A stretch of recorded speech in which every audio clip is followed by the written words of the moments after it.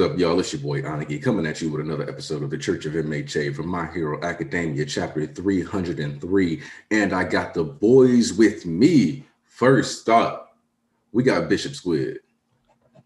That's me. We got Bishop Bonzu. Let's go! And we got Archbishop East on deck. It is undefeated of the East, baby. What it do? Type in the chat. It's broke. Yeah, but let's see if the chat broke. Yeah, it definitely is. I can look at it from right here and says something went wrong. Wow. Okay. Let's see.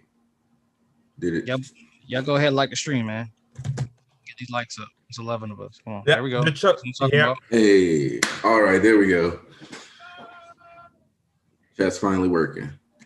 Don't forget, for those of you who come here after the live stream, that we also got chapter reviews on the channel, not just these live reactions and discussions. I'm letting y'all come in here a little bit. File in. Welcome. Welcome, guys. Brandon De La Cruz, Adam D. Blurred, man. Man. Regulars up in this motherfucker. Exactly. The regulars pulling up already. Squad coming through. You know how it's supposed to be done. Siobhan Let's go! Siobhan Robinson. That's our goal. Yo, you got the OG supporter back? Yo, son, let me tell y'all about it. I'm a happy man, really. Welcome back, Robinson. Bro. Safe on land, back with the fam. How is the fam, Siobhan? The stream is about you right now. How's the family doing? Hey, Kamzi. Hey, Coogan. Thanks, Coogan, really, man. So, like Coogan said, like the stream, show your love. Thank you for being here for this Sunday, this church moment for us. The mess is about to start. Hey, no Google, I don't want to change my name. What's up, White Despair Black Hope? I don't know where that's from, but that shit is so raw. No Google. Let me go ahead and tell everybody in church that we live, because the niggas be saying, oh, there you go. Right, all right. Let's see. Yep, we got 30 people. Yep. You know what? Ooh, kids all got big. Okay.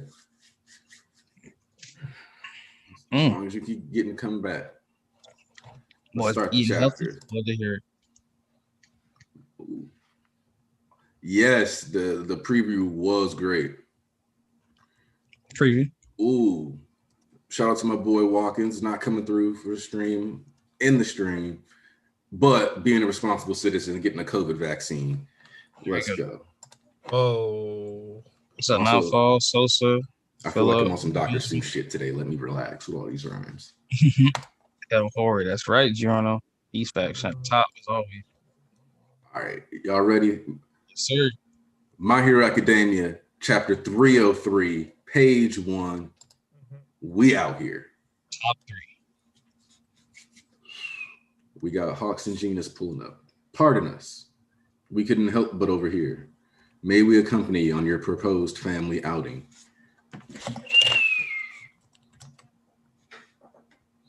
Best Genus and Hawks. Even Ray looks a little confused. Since I was discharged yesterday, I've been running around gathering intel. Ray, I'm saying, son. Damn, she is down bad here. I'm terribly sorry for what our son did to you. Hawks, no. I ain't here to give you grief about that. No need to apologize, man. We are only here to inquire about Dobby. But eavesdropping feels rather criminal, like illegal denim. What is illegal denim? What's illegal denim being the immediate response of people in the thank you, Hori, for making sure to immediately address that. It just goes to show how corny this nigga actually is. Don't let that shit slide. Don't let it slide that he said some shit that didn't make sense.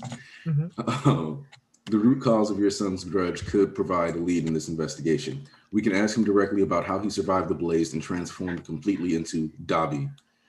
I used to watch old videos of you, Endeavor, so to hear how that obsession from your younger days grew into all of this was quite shocking. Now, this didn't come up in your discussion about Toya, but Shoto's burn here, was that also you, Endeavor? Personal space? That was me.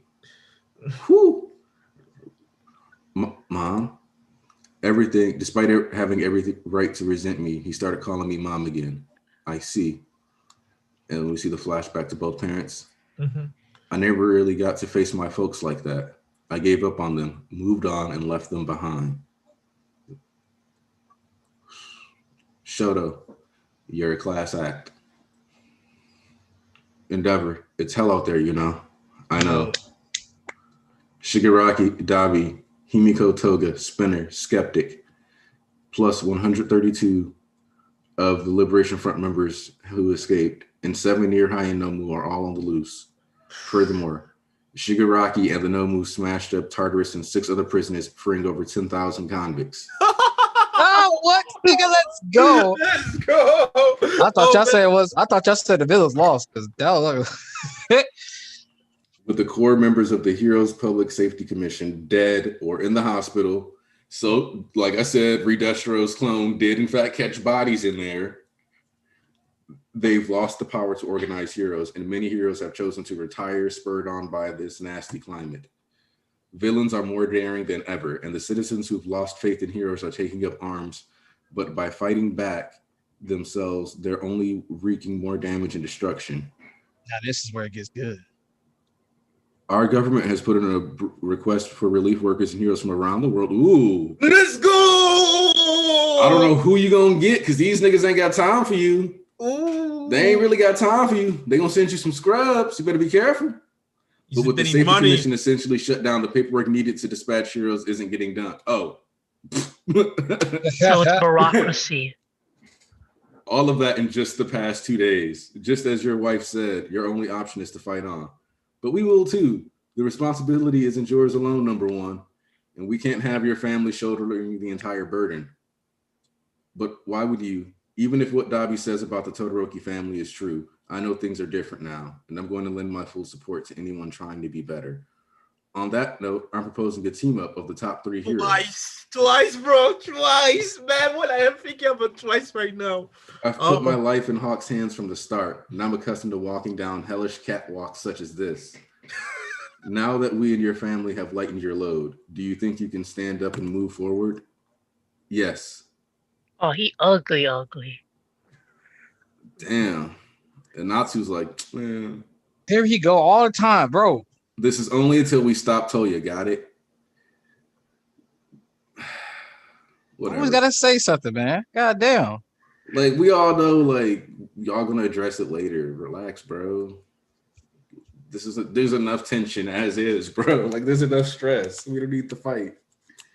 Yes. Ooh, Sorry he if I seem down pushy. bad. But first, it's your duty to provide the people with an explanation. Now that Dabi's accusation is public, there's no avoiding it. I've already thought up a statement, more or less, but there's one point I'm still fuzzy on. One for all. What is it exactly? Oh, shit. Fuyumi. That reminds me. Oh.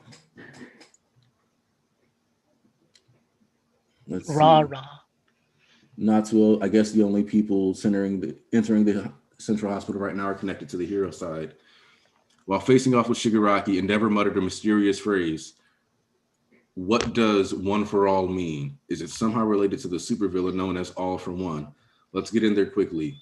One for all. Right now, we need to know what it means. Attention all, Endeavor here. I've engaged Shigaraki at the hospital ruins. One for all, one for all, one for all. Sorry for using the private frequency, but there's a chance that Shigaraki is after me specifically. Deku. Damn it, freaking Deku. Why'd you get to snooze when I'm awake? Stop shouting. Dog, they put him in a bag. They smoking that Bakugo pad. Triple team on this nigga. Little hard to grieve properly when this guy's up and about. At last, some relief. Thank you for handling him, Sue. I feared for the worst when I saw those wounds, but he's nosier than ever, huh? Hey, Press, they're saying Tokuyama and Kaminari are cleared for release. His body's okay, at least, right? That's what they say. I'm worried. What's up? Yeah, okay, there's Hawks. Great explosion, murder got dynamite. You're all right. Do I look all right to you? We'd like to speak with Izuku Midoriya. Actually, All Might asked to be alone with him for now. All Might, you say? I feel it. The version of me dwelling inside the boy inside One for All. Right now, you must be talking with the predecessors. Yeah. Hey, that vestige arc might be coming. Let's go. Yes, Are sir. we getting the vestige arc and the Karen arc at the same time? Yes, sir. It's all intertwined, boy. Intertwining paths. So, Aniki, you remember how we talked about this, right?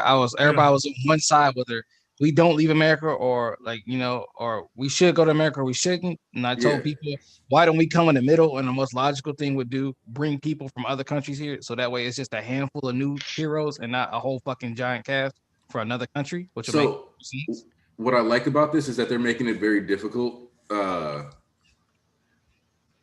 Is that they're emphasizing how difficult it is, because already, like, not only is the paperwork going to be a holdup, but then we can look at it as like they're also going to have issues with which heroes even want to do it. Because, like, let's be real, just because you put out the paperwork doesn't mean niggas gonna pull up. Exactly. You have to have good relations, and that's depending on what they got going, because niggas be selfish. But we'll also just like look at, like, if you tell me, hey yo, come out here to this place where niggas don't like you, there's a chance you're gonna get hit in the back of the head with a cast iron skillet in the middle of an investigation. That don't sound appealing to me. Facts.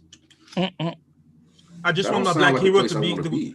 I just want my black hero to be there to save Japan. That's gonna be fun. Who was it? VC when I was talking about that shit the other day. I told y'all, I was like, give me a black French or some African hero, and that's all I need. I was telling us, hold on. I'd like to mention something real quick. In the silhouette, right? There are actually two designs we've already seen. Yeah, I noticed that too. Yeah. Electoplant from Great Britain and Nyik from Sudan. Let's go! We gotta Sudanese, we know. Pirate, thanks. Pirates, we got pirates. Damn, bro. Oh, that was a silhouette. You didn't see that nigga, bro. So go ahead, count. I was like, that's the thing about Hori. When we say, like, he does that research, this man was like, let me find out about the heroes from other countries too. Wait, wouldn't Electoplant be like 60 years old though? Because he was working in America when AM was 18. What? Bro, where did you have this information, bro? About Ectoplan and where did you get it? I mean, I just rewatched The Tale of Two Heroes. Hold on. Really? Yeah. Go back to his flashback in New York. This was the shortest chapter in a while. I've been wondering when we were gonna have a break, like an official one, not one that's based off of like just the magazine being on break. And it's kind of looking like it might finally be like catching up to him that he's been grinding out so many chapters. Yeah. Oh shit. Before I say something, you already know who came through. Siobhan Robinson doing GOAT things as always. Horikoshi is playing 5D chess. Deku is going to reveal One for All, and once the public knows he is a successor of All Might, they will put their faith in him, which would make his fight against Shigaraki ultimately his I am here moment. But he's gonna have to do that down the line too, because there was a note. Oh, say it's here, by the way. Man, we get already 100. Damn, guys, you're fast. Don't forget to like the stream, yo. Yeah, drop some likes. Yeah, drop some likes. Yeah, like I was saying, like if you go back to Bakugo Rising chapter, All Might even stated talking about it's not only the wicked that seek power, and they were talking about All for One getting out. So he already foreshadowed this shit happening. And the more this goes on, because like imagine they actually do get a public statement, not just Deku, because like I'm like, all right, this power is All Might. If we use this, we can stop it, because you know how greedy humans be getting and shit, especially when it comes to power. They gonna like ain't nobody finna be waiting on Deku that's fucking crippled his entire body, and they know how he works the quirk. They're like, all he do is break his body. We need somebody who's strong. Like give it to him. They'll be like, give it to Endeavor or give it to somebody else who can actually utilize the quirk. Just nobody really has a reason to believe. Wait, you cut out. Yeah, I think you switched channels.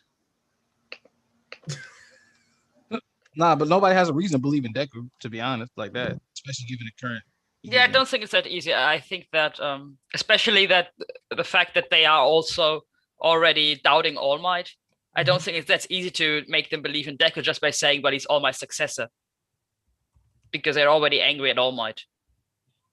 I mean, do you see that false god poster? Yeah, they're not really angry about All Might, but he's just not there. That man just can't. He's sick. They saw this man. They don't know mad that because he's not here, niggas can hold it to him. That's the thing about it. They see All Might as a god, and the other ones are just fake gods. You see it more like this. Where is God right now? Where is All Might? Where is God? That's the question that they ask themselves. They're not really mad about this. But the thing about it, that's why that they must not say to the people that Deku is the the successor of All Might. He's not ready for that right now. That's the thing about it. He's too young to handle all that pressure. Yeah, plus, that's how I see it. For me, right now, what they need to do first, that guy he's sleeping, so they can't say it. They can say it, and if they're asked what is one for all, what they can do is saying we don't know what it is. We need to make more to invest more about investigations. We have to do more investigations about this, but right now they must not tell this to the public. That would be really that is something that might get. If villains hear about this, they're gonna storm the hospital. All right, Deku is, and they will try to find that nigga. Or they will try to attack his family. So saying what the quirk is, no. You can't do that. You can't do that right now. Well, Siobhan, to aid to Siobhan, I know, but Siobhan is right. He would say it, but it'd be later on down the line after, like, they get the Hideku Hills, they do their growing time scale, blah blah, and then he comes back as the next generation is their time to rise, and then he states, "Yeah, I'm here. So we're gonna take this back from Japan back from them because, listen, bro, like, Higarako had like 150K like members with the PLF. Then they just released all these down 10,000 over 10,000 convicts, like 10,000 convicts. Yep, 10,000 convicts, 10 bands. And then the villains are rising. Regular average villains are rising. Like, and then the heroes are dwindle down. Like, these niggas are so fucking down bad, bro. One idea I had was like areas that normally lacked heroes are actually going to be not the worst off because they've already kind of gotten accustomed to not really having that many like enforcers around.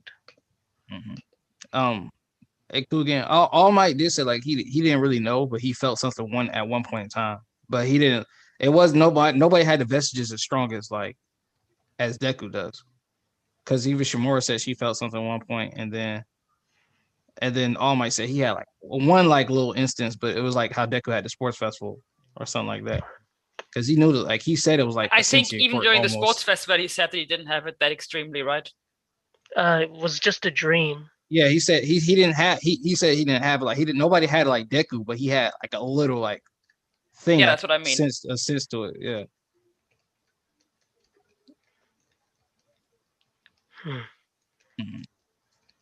Sorry, I was posting. Nana for sure is built like fucking Wonder Woman, son. Like that. I know she was throwing cars and shit, bro. Not only is her build, but like I'm pretty sure like, All Might's a fucking god at the point he had that shit, bro. I'm pretty sure Nana was at least like a pretty fucking well off at that point. Okay, hold on. First off, the villains already know Deku has one for all, so he is going to need as many people in the loop as possible to support him. Yeah. Which villains? No, I absolutely think that they have to tell the heroes in any case. I think it's overdue that they tell the heroes. But the people, I'm not sure because I don't know how the people will react. Because at this point, the people's reaction is kind of up in the air. We can't really say it because they are angry. I don't think they will react that well to just getting the next symbol, because now they are kind of facing the consequences of having that symbol when the symbol disappears. So I don't think they will be that happy of just let's just do what we did before and which led to the situation in the first place. I mean, people do love taking the easy way out. Mhm. Yeah, So that's true. there's a good chance that you'll see a lot of people who do kind of be like, yeah, Deku, he should be saving the day. Put him out here. Put him out in these streets. Deku needs to be beating ass. What is he doing? Sleeping. Which the real answer is getting connected further with the One for All vestiges. But which I remember saying, as you said, you wouldn't like. Yeah, I'm still not the biggest fan of it. I mean, as I said, I think back then that it's not something I thought would make no sense, or something where I thought there's a plot hole. I don't think that. I think it makes perfect sense for this to happen, and I think that at some point it should have happened. I just don't like it here. That's just a personal opinion. Yeah, Poison Tree. Oh God, I can't wait to the rise like Justice League. I forgot who said this. Hey Philip. Shut up. Hey Philip. To talk about All For One just storming. That's like think about it. I mean, it's better to let society just crumble even further and down more bad. Like, yes, he could attack the heroes, but he's also like, getting his reins because it's only been 2 days. All For One is a strategic ass motherfucker. They already did what they needed to do in order to like fucking get the like Japan is on his ass right now. Like they are ass out. They are like Hawk said, it's literally hell out there, like never before. So it's okay to let like that shit just like do its own thing because you don't have to run in the hospital right now. They still have to get their reins back. And I'm pretty sure All For One still wants Shigaraki as conniving and like overpowering as he is, like butting in too much. He still does have plans to attack and go along with Shigaraki.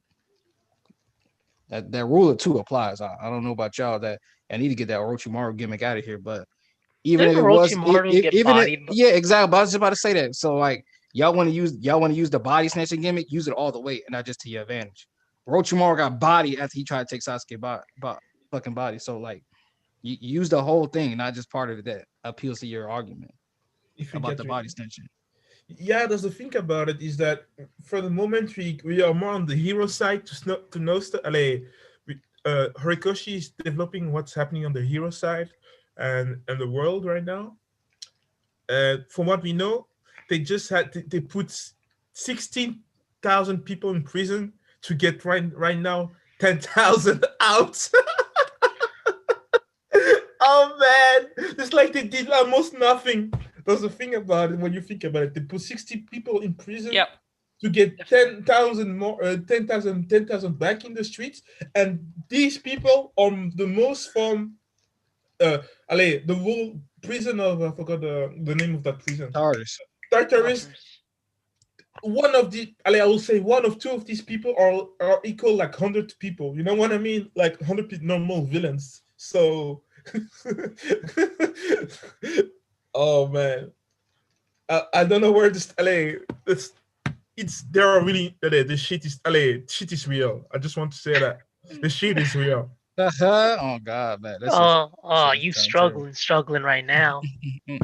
I forgot who said this. Somebody was talking about Deku training.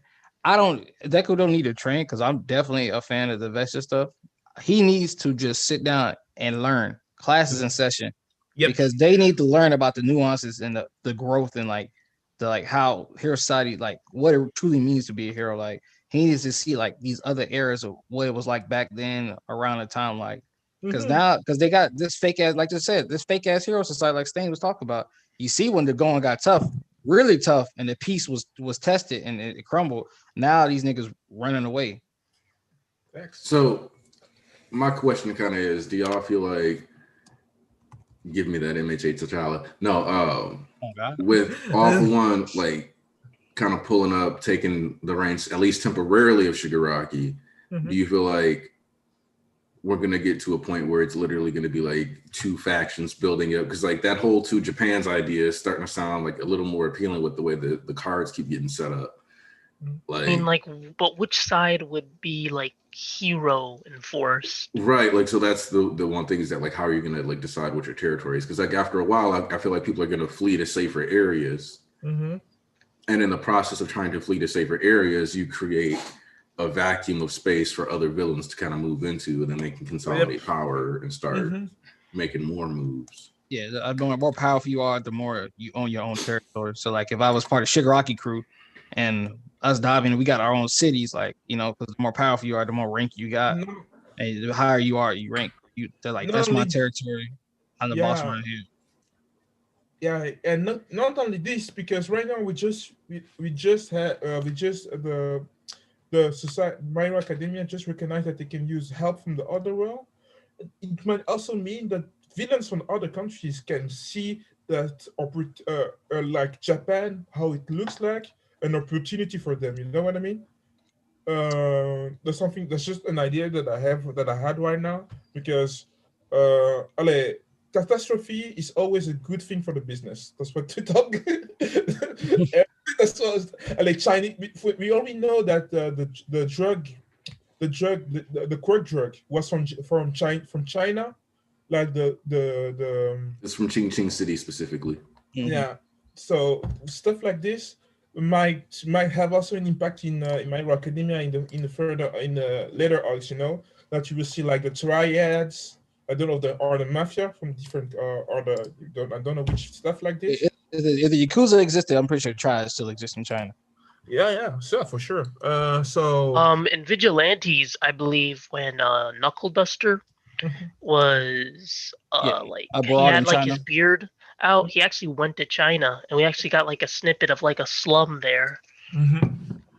Also, real quick, Andrew Lalivar says, Oh my God. 1, still think it's bad that One for All gets known. I mean, what's stopping people from kidnapping his mom? Then 2, are we getting the international heroes or not? Based on this, we can say that eventually an international hero should come into play, but there's going to be a tie-up, so we shouldn't expect them to just be the answer. That's what I got out of this. Yeah. So instead of to address the plot point of like, why don't other people come? He logically addressed it, and now at any point when he wants to bring that in, they're like, okay, we got the paperwork and necessary things we needed to, or somebody just said, fuck the paperwork, we're pulling up to help these people because they're down bad.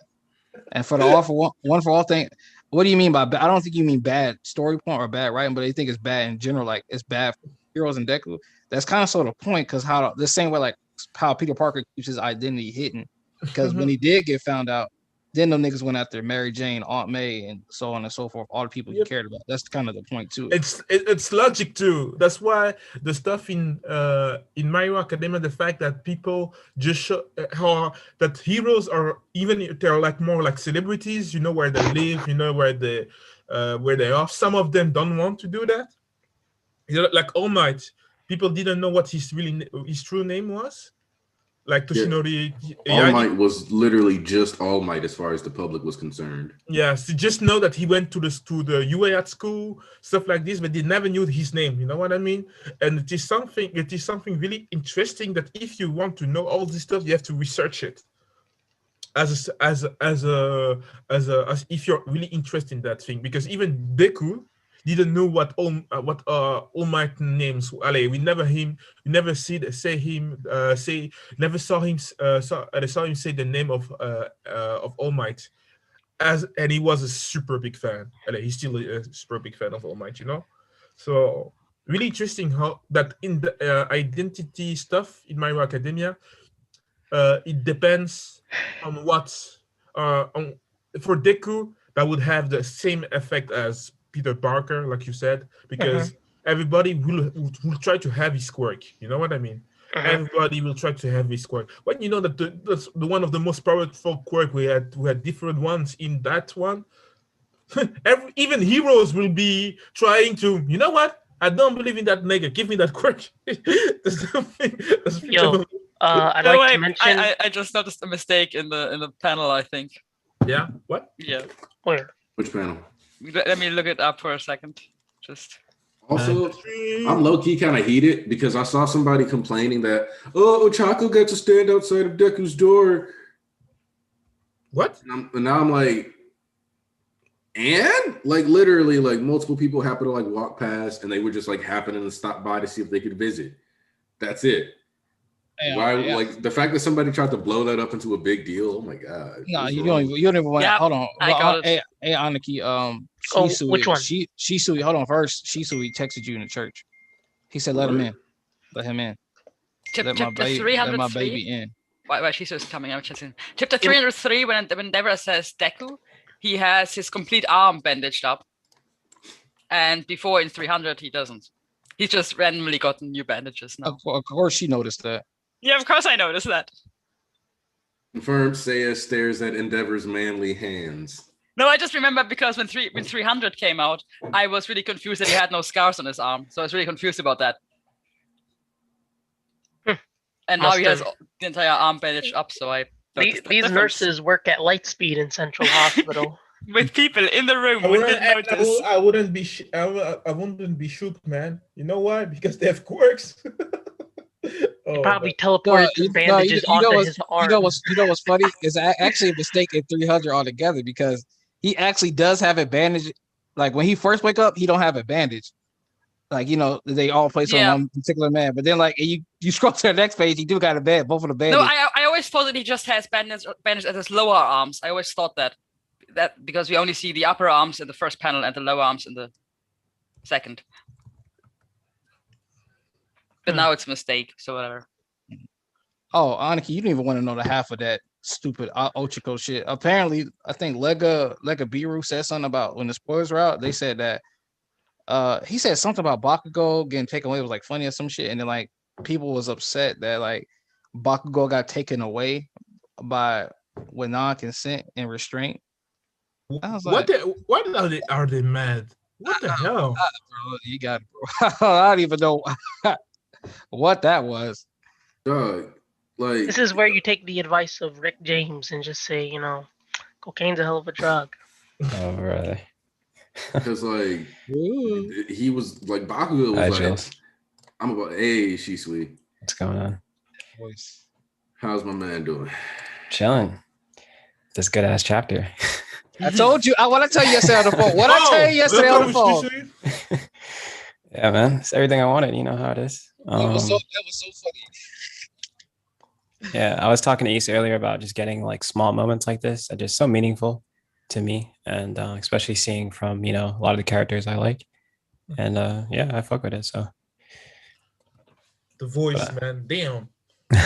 Thank you. Bro, every time, bro. Siobhan, come on, man. If he get back on land, the first thing she doing is start blessing us. This is the best sponsor ever. Yeah. Like, if we was in the Hunger Games, I'm pretty sure she'd be sponsoring us, bro. And like we be fucking eating, bro. We be eating cookies, ice cream and shit. Niggas over there dying. We got tents and shit. Yeah, we would still all die in the end. I mean, hey, listen, I'm gonna enjoy myself while I go.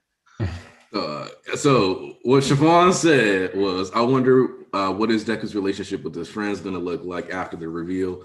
Will they feel betrayed that he was lying to them? Which I feel like that's actually a good topic.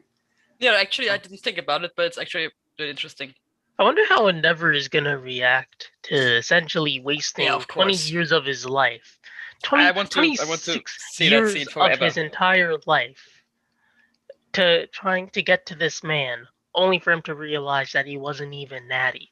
Another fun fact is illegal denim made it into the top 30 trends of Japan. That shit is so funny, son. I don't know.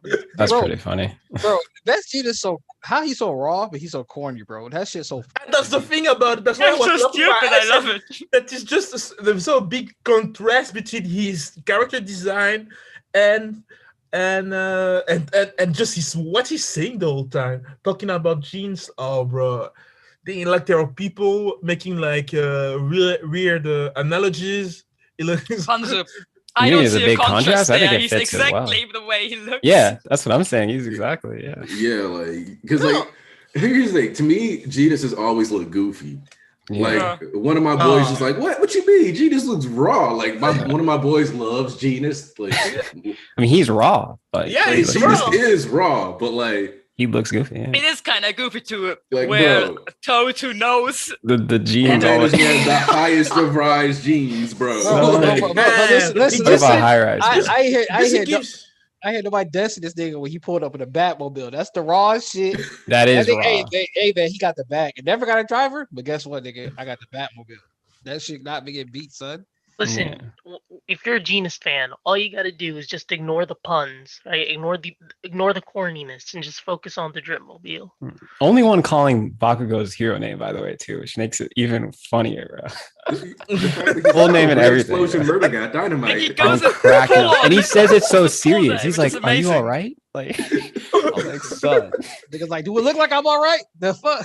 Man. That's one of the weirdest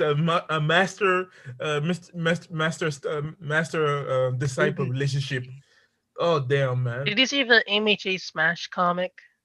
No, oh my god, please, no, bro, don't be that shit. Yo, Endeavor Jesus sickos for that one, bro. What did you do? I swear there's like my R. Kelly senses were tingling in that chapter. What? Yeah. Oh my god. Was he singing like Trapped in the Closet? I wish that's what he was singing, because what Endeavor was doing a Deku and Genius was doing a Bakugo. Nah, whoever writes Smash is out of pocket, son. Oh man, that shit was wild. But Shisu, you see what I was talking about? Because I was talking to Shisu on the phone yesterday, and of course I read the scans. He reads the officials, so he was like, I just want some more character moments and interactions, and single focus, like those little moments with characters. I'm really needing that, and I was almost started busting out laughing. I'm like, yeah, okay, wait till you read this chapter, because I'm like, he loves Shoto, he loves Hawks. And Hawks over here gassed up. Yeah. So they over here bonded and shit. And exactly. Like, he gonna love this shit. I was like, it's so weird, because I was just talking about Todoroki, and I was like, from the Dabi aspect, and then I was like, yeah, I really need to see like just more perspective from him and like how he's handling the situation, which we didn't really get too much in here, but it's it's nice that like Hawks is included him in a way, as far as like how he handled the situation and how the whole family dealt with it, as opposed to how he handled his family and his parents. So I like that. Just small things like that, man. They add up, and the continuity is great. A lot of things mattered, especially when Fumi remarks on, people outside the hospital asking about All for One, and all of that. So, or One for All, sorry. So like, yeah, it was good stuff. And then obviously the ending, All Might, that's my favorite character. So, we'll see how that plays out next chapter. Regarding Hawks, can I just say that I really can't get used to this new character design. Like, especially that one panel where he and Genius walk up on the corridor to you don't like it? Deku. He looks so tiny. No, it's just I can't get used to it. It's not like I don't like it. It's just like did you I see can't him get used to walking down the hall on the last the last page? Yeah, the one where he's going to Deku so with Genius. He looks so tiny and then without his wings. So I really like the fact that with his baggy pants. I love I was gonna address that. I like the fact that he's like small though, because he's a bird. And like that he doesn't get to have like that super buff build, because all of that is like birds having lighter bones, all of that is so he can fly. So I'm like, all right. Yeah. No, it makes absolute sense. It's just like standing next to Best Genius, who's super tall. Yeah. And without his wings, he just looks so much smaller suddenly. Exactly. It kind of like highlights the age gap that they talk about. But real quick, Joseph Ciola says, I think the biggest shocker for Izuku's classmates will be his quirklessness more than anything with One for All. That actually, okay, yeah, we really should talk about this, because you also factor in that some of them are smart enough where objectively they should sit there and be like, One for All, Shigaraki multiple quirks. Bakugo kept saying Deku didn't have a quirk at the beginning of the series. Bakugo's known Deku before the hero exam. Did it like certain stuff should start, like questions should start being asked within the kids' minds now. We got enough like crumbs here just off that alone, like those little interactions alone, that like someone like Ida or someone like that should kind of, as much as nobody knows that there are quirks that can be passed up until we know that there are quirks that can be taken, which is I'm not so sure if this is something they will naturally have this conclusion, because even Inko didn't realize that this quirk is something that is odd. She just accepted that this quirk suddenly appeared at 15 years old for whatever reason.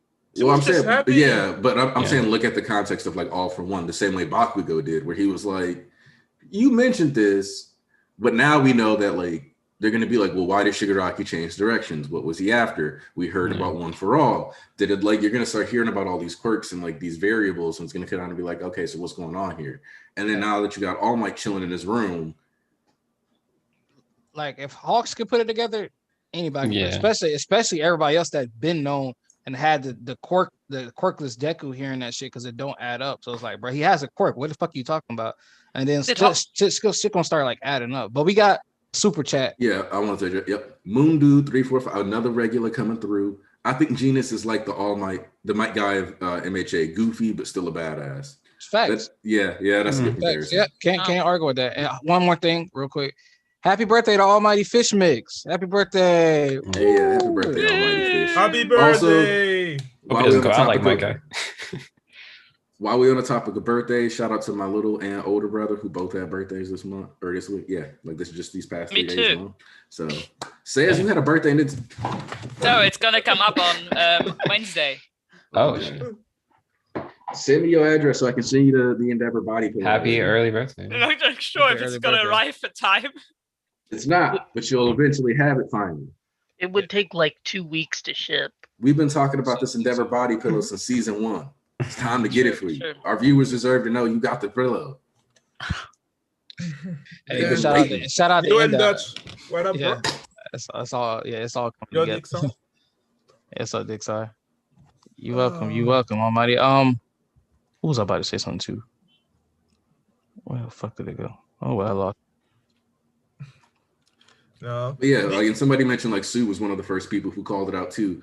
So it's like we got a lot of like character moments and interactions that directly say people are thinking about what are these similarities between All Might and Deku. So we gotta have somebody who besides Bakugo be like, hey, and we know it's not going to be Shoto because he's constantly been shown to be kind of aloof about this shit. Yeah, it'll most likely be Ochiko, to be honest, low key, because she's always been noting how she's always there, like when All Might, like one time All Might came to have lunch with Midoriya and she was making fun of it. She's like, All Might's like a little schoolgirl, and she's like, in the joint train, she's like, they're always so close together, and then quirkless Deku, really? Like, she made a note like joint train. She pulled up, she's like, these two are always together, and this note that you can see like he's up pulling him to the side. It's All Might specifically focused on this one child. He just lost his power. Deku has powers like All Might. Like you can literally, it's been basically a year. I think Ochiko seems like the type that like will reaffirm whoever figures it out. Like I think like will add to, like the whole situation, like context as far as like, oh, you know what, I've seen them this, that, and the other, right? Like I can't really say if she will put it. Maybe I don't know. I could be surprised. I mean, because in her character bio, when I look back at her entire character, there's like despite her personality, she is quite blunt. When I look back at everything, she is blunt as fuck. Yeah. Well, they really do cover a lot of stuff. Like she just like, shout this shit up. Even the way she was talking about Bakugo, she was like, "This nigga nosy." Like, yeah, exactly. Not he's worried about his rent, nosy ass nigga. Like, nigga nosier than usual. In a way too, it's like she's talking to us. It's like always like something she muddles that like is directed. Yeah. And she talks shit about Bakugo all the time. She's never been afraid to talk shit. Like was like, yo, this even nigga in season 1, she was constantly just running her mouth. In fact, Kaminari did. The man called Bakugo's personality flaming garbage. No, he said turd. He literally said turd, boy. He thought a nigga shit. Oh man. Yeah, bro. Like they was like, and like Sue was like, Bakugo's not going to be successful because he's unlikable. Like they was like giving it to him on the bus. Early MHA class 1A was just rude to Bakugo. Fight back. Hey, rightfully so. That nigga just over there being a dickhead, the asshole all the time, just yelling for door. Like, bro, can you shut the fuck up? I remember Deku was like, "Oh my god, Kacha's getting bullied." I guess that's UA for you. That's it. It comes. Yeah, you right. I forgot about the Ochiko. She rolled up on them at the mall. She was like, "Hey, something's not right." Deku was like, yeah. She was like, she can back down. She was like, "What the fuck going on?" Hey, and you right, because I like this. I like this time around because of course I always do, but they did make a note to talk. Sato made a note to talk about it's hard to grieve when you got this big loudmouth motherfucker doing all the shit he doing. And you can see the expressions and the tiredness within. Because Endot point out Edie look kind of gruffier and buffer, but you can see like the little details in their eyes and like their tiredness that wore it really. Been through a lot. It's so hard to breathe when Bakugo's yelling is taking all the air. The other thing that I really like about this is that it kind of like this doesn't get talked about enough, but like everybody's still dirty as fuck. Yeah. So like it's like they've all been in the hospital slowly getting discharged and just haven't left it yet. Exactly. Yeah. Yeah. Kaminari and Tokiyami just got cleared, and you can imagine what they're dealing with as far as like everything else that happened midnight, etc. So like, you know, we haven't even gotten the perspectives of like all the other classmates. So I can only imagine. So and they're taking this pretty well, considering. you're telling me that they're Central dealing with it, but it's all. So you're telling me that Central Hospital can straight up do a resurrection on Genus on some Lazarus type beat, but they can't. But they don't got no showers. They still smell like doo-doo. Nah, bro. I was wondering where he's going with this. They got Oh, bruises and scrapes, bro. They Yeah, ain't so got ain't got no fucking dirt on showers. their face. Chill out, bro. They Don't worry still about no bang Don't showers their- wash that out. Like Just get it's some light recommended bulbs. you wash it out. if you look at some of the outfits that like, because they're all wearing their uniforms or whatever, but their uniforms even look dingy, like they've been worn out a couple days. So like, I don't know, man. Like, I feel like everybody's just all scruffed up and beat up and hasn't actually gotten to leave. Like, I don't think anybody's actually left the hospital since they've been there. Makes sense. All I'm saying is like Central Hospital for being so advanced lacks a lot of basic hygienic This facilities. guy, man. Bro, you can't wash us Man, talk fucking about cuts and showers. bruises off your face, nigga. You can't wash cuts and bruises off your face. But you can Dry them. disinfect it. And who said it's not disinfected? You over this thing over here, you try to joke on my kids, bro. You gonna stop talking about my kids. For real. Hey, and son, by the way, it always comes to what you shouldn't do and what you should do, or what you do. We shouldn't do a lot of things, but they still do it. People are not rational. They're gonna want, oh my God, we can get All Might's power. They selfish, they greedy, and hungry, and they don't use logic. The same way we was trying to tell y'all about, we was having that argument way back when, before the war ended. It was like people not gonna try to fight back themselves, and like, no, yes they are. It's like, y'all thinking too American with the gun mentality. No, you should logically, wait on some heroes, but nigga, logic don't got nothing to do when, like, logically, when my family's in danger, ain't no heroes in sight. You think I'm finna sit there and wait for them to pull up at the last second like it's on fairy tale? For these people, it's real life. I'm not finna fucking wait around. Can I just say that the villains have done a phenomenal job so far? Like, as far as their plan, both AFO and Shigaraki, just dividing the public, causing all this chaos, like removing the symbol of peace, like all of that twice. Like, these guys, man.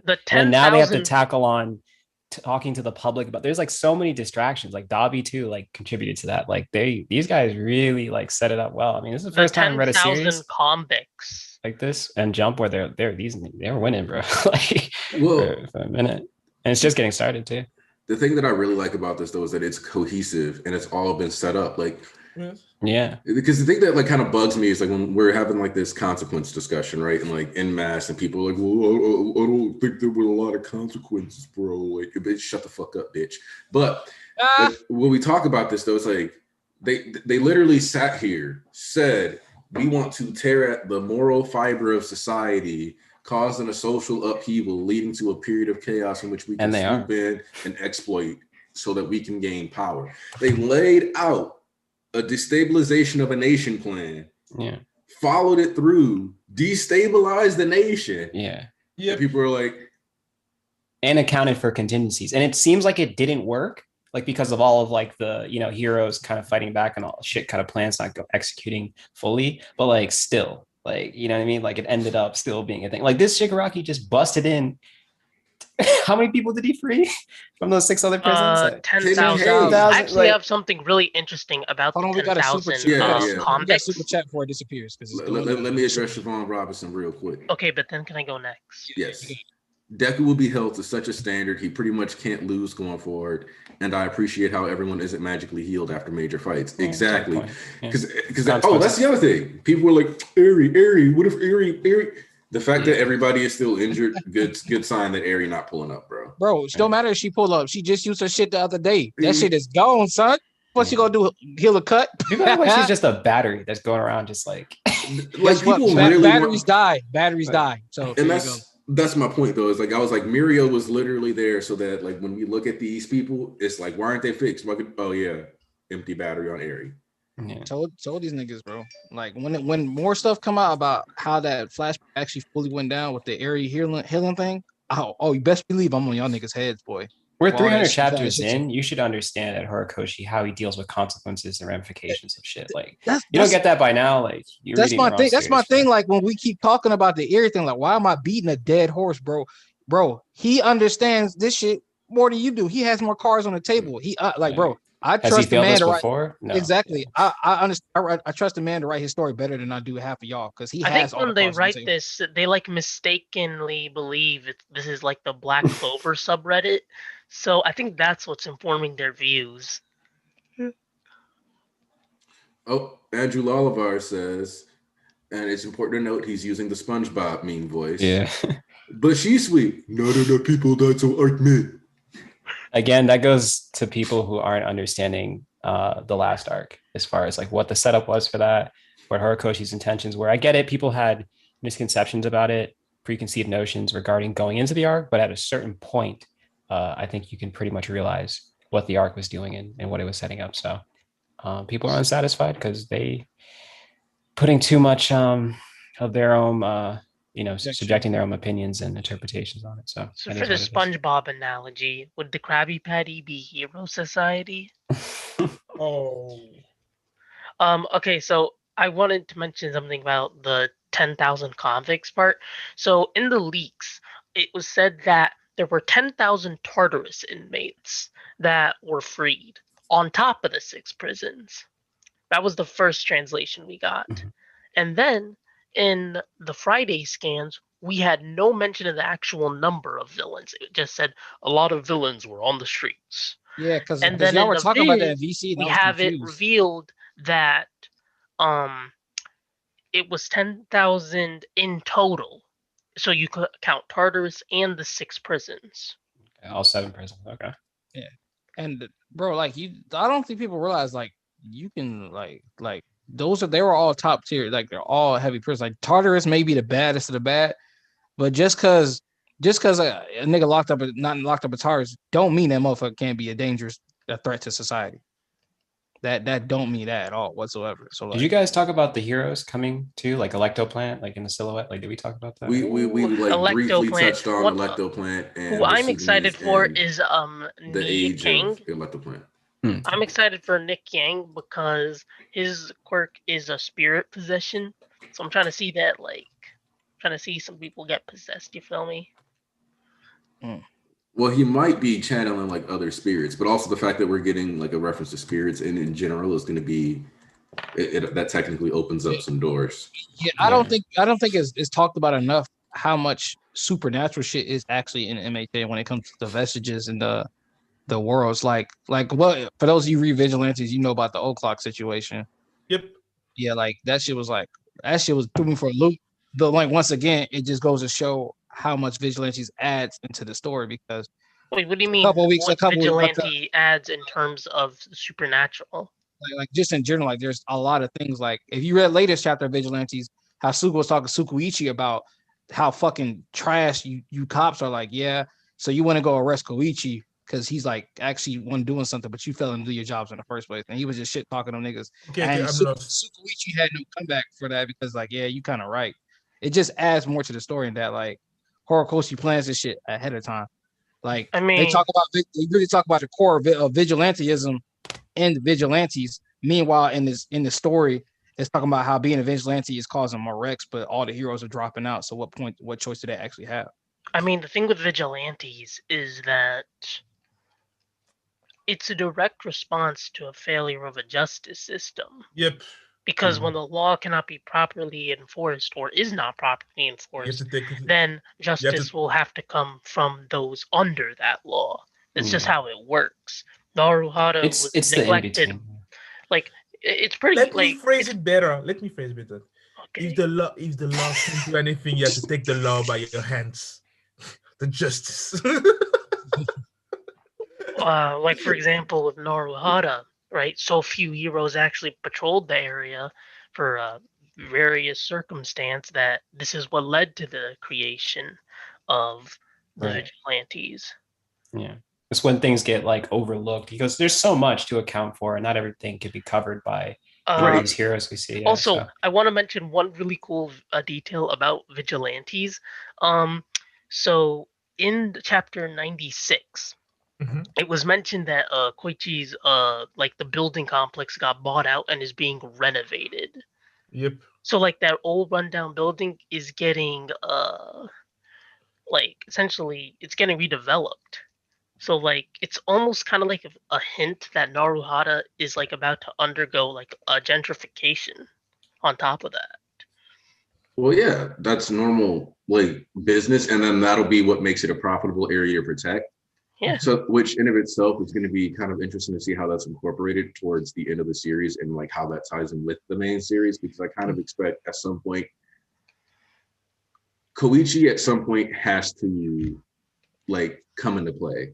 Yep. Like there's just too much stuff that like has happened to vigilantes that already has like loosely tied in where I just can't see Koichi not being mentioned at all.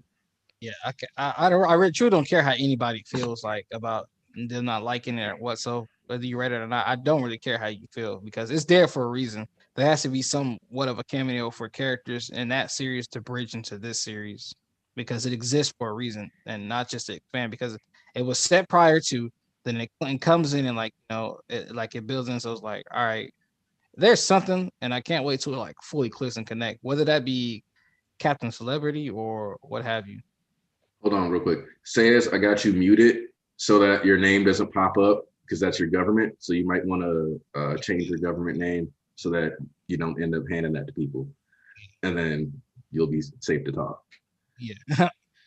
How do you guys feel about Horikoshi sort of knocking out two birds, one stone as far as bringing heroes from other countries here instead of them going like to other countries? I feel absolutely ecstatic because I told these niggas because everybody wants to be on one side or the other with it. And that's always what this community, they like, no, we can't have this. We got to have it like this. Like, how about you just bridge the gap and you come to both sides and you break things? So I had to think, I was like, okay, how about he just bring people, some heroes from selective countries into the story? So that way you get like 10 new characters instead of like going to overseas and adding a bunch of new characters. And then you got Deku away from everybody. Exactly. He's the only it wouldn't cost too much, right? It's a lot to take on. And I think as far as like when you're as a writer, you know, and of course writing for Jump, where they're always breathing down your neck. And as far as like just making sure your story goes smooth and there's just not potholes and all this like extra shit. Like I think it works better in your favor if you keep things. It's like Are you sure? You gotta protect your neck. Yeah, because you can venture out like that. It's fun to think about, you know, what's the possibilities and going other places, but it could present some problems. It can also set you up for like getting One Piece. Not in like I don't mean like One Piece as a bad thing, but what I mean is that like Jump might look at you like, oh, so you can go to that country. What if we did My Hero International? For another 10 years, and then he's like, fuck me. Like, that. Like, well, you know, like, Kohei, let's extend it another 10 movies. Fuck, no, please. Like, Kohei, let's just extend a little bit more here, a little bit more there, you know. Right. It must suck seeing a company try to like package like commercialize your series in a way that goes against your whole like. Nah, he just be tossing them niggas the movies like, hey, bro, here, take this little shit. Because when I was like, no, I mean like now it's fine, but if it was to go that way, when I'm watching Heroes Rising and this nigga's like, Heroes Rising was really cool, but the manga's going even more wild than that shit. I'm like, what this nigga got playing the manga more wild? Then the war happened, which is better than the movie essentially, because a lot of shit like I value a lot. It's like, yes, I like the kids and I can't wait they rise, but I'm gonna get that anyway in the future. So I got a lot of shit here that wasn't in that fucking movie. Like. Whew. Yeah. By the way, that One Piece chapter was so the teaser for next chapter is and it's said by Audrey. Society is heading towards some very rough times. What will the heroes do now? Yeah. And that's an interesting thing too, is because we were talking about it earlier, but as far as we have Best Genius, Endeavor, and Hawks, you know, uniting into this little team, but as far as like from the citizens and society, it's like, you know, we saw them trying to fighting on their own, and of course the Hero Association being in shambles and all that. So it's like it kind of makes you think like who is gonna, because you know the Symbol Piece is gone, so like how do they move forward from here? How are they gonna get people to sort of, you know, not under control, but like everybody under one house as far as like. I can't wait to talk about that, but I'm gonna wait until Annika, you want me to read Siobhan because she once again our best sponsor came through. Oh, stay okay. I got Super you. chat. Siobhan Robinson once again coming through. All right. Damn, I like George, that where you coming Horikoshi brought the heroes to Japan because if they would have gone to different countries, it would have felt cluttered. Exactly. Yeah, exactly. And Jorge Valdez says, yo, I'm so excited for past characters to come back. Are we going to see the Gentle being a hero and Rapakun getting his rematch? So I feel like we definitely have to get Rappa back because of the fact that we also got Rappa and Vigilantes. Feel like we're getting Rappa back. Yeah, definitely, bro. I never knew how much I needed Rappa and Miracle Meathead team up, which is like O'Clock's the smartest motherfucker there. He's like a genius. He's really like Batman, and then you just got the fucking Meathead Rappa and Miracle. Like, let's kick this nigga ass. Let's kick this nigga ass. That shit was funny. That was power, so but that makes a lot of sense though. Power, power. The landscape's changing as far as like, what was I gonna say? Oh my gosh, lost my train of thought. You were talking about previously, like how do they come forward and rally everybody up into pressing on? Yeah, but crud. I forgot. I'll come back. So I'll talk about what I want to talk about on you, unless somebody wanted to say something about what Shisui said earlier. No, just say what you was about to say. No worries. So I want to talk about how he did talk about. How I always seen it like this. Oh, you got it. Go ahead. You got it. No, the hero's retiring. I was just thinking about like that makes a lot of sense given that like considering the lines are getting blurred. Like I think there's kind of less pressure for it's kind of like what's our objective? Who do we need to sort of stop? And I think that kind of it changes the landscape as far as that goes. So yeah, it makes a lot of sense for other heroes to pop up. You see, or people that are, not as like clear cut about this whole thing as they were as some of the previous people we've seen. So yeah, go ahead, Ace. Let's address this. Gentle was not in no real prison. At best, he did some time in jail and did some community service already. Like I need y'all to understand. Gentle was not an actual villain. Okay, he was literally a vigilante, and that's thanks to Midoriya too, because he whooped his ass there. So like they was already like, bro, you could change your life, bro. You just be glad you didn't go any further than this. Exactly. Like, he got literally a bump on a fucking slap on the wrist. He's probably already out. He's not in no big bad prison. Now the Koichi theory. Yeah, the Koichi theory actually holds up because we don't know how vigilante ends. So him being locked up and like especially how the story's going right now, and then coming back now, that can actually track. But I mean, Tsukauchi actually designated him a villain. He got him booked for unauthorized quirk use. Unlawful quirk usage, and he's got tons of unlawful quirk use. Yeah, and one of the things that they talked about was how his ultimate move could straight up kill somebody. Yeah, that shit is OD, bro. Like, that's talking about some quirk evolving, like getting up there, boy. That shit was raw. It was. The thing about it is that I forgot the name. Vigilantes is a story that shows that if somebody you don't know which characters, some people in that some characters in my work, some people in my work Academia's world, they don't use their quirk to being hero stuff like this because they're like the system say to them, don't use your quirk, don't use your quirk like recurrently. You know what I mean? Mm-hmm. Try to be a normal person. But when we see the potential that Koichi has. Koichi, when you see that, when you look at him, like his character design, he's a typical normal guy. The typical normal guy on the street who just has some problem. He's trying to be like, he's a student, like a university student. And when you see his quirk, it looks like, it's just like a moving quirk. But right now, the way that we see it right now, how his quirk works, some people out there can have the same stuff. Like if they train to quirk, they might have a quirk that can kill people. You know what I mean? So the thing that Shigaraki said, we are all walking with a lot of guns here, and people don't see that. It is something that will come back again in this story. We will see. I think that we will see people try to kill villains.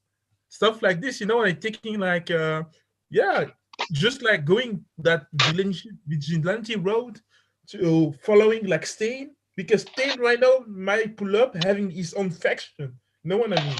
I would laugh if I saw like a ragtag group of citizens put together to like try and stop like one of Shigaraki.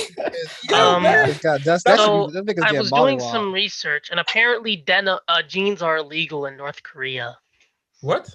What? Yeah. The fuck? That's wild. These niggas ain't got Another shit reason over that there, countries, boy. yeah. These niggas ain't got shit. What is illegal in Korea? Denim. I mean, I don't. Oh yeah. I mean, I guess. I mean, this just proved that, like, best. The reason for that? Did you find it's North Korea. Do they need a reason?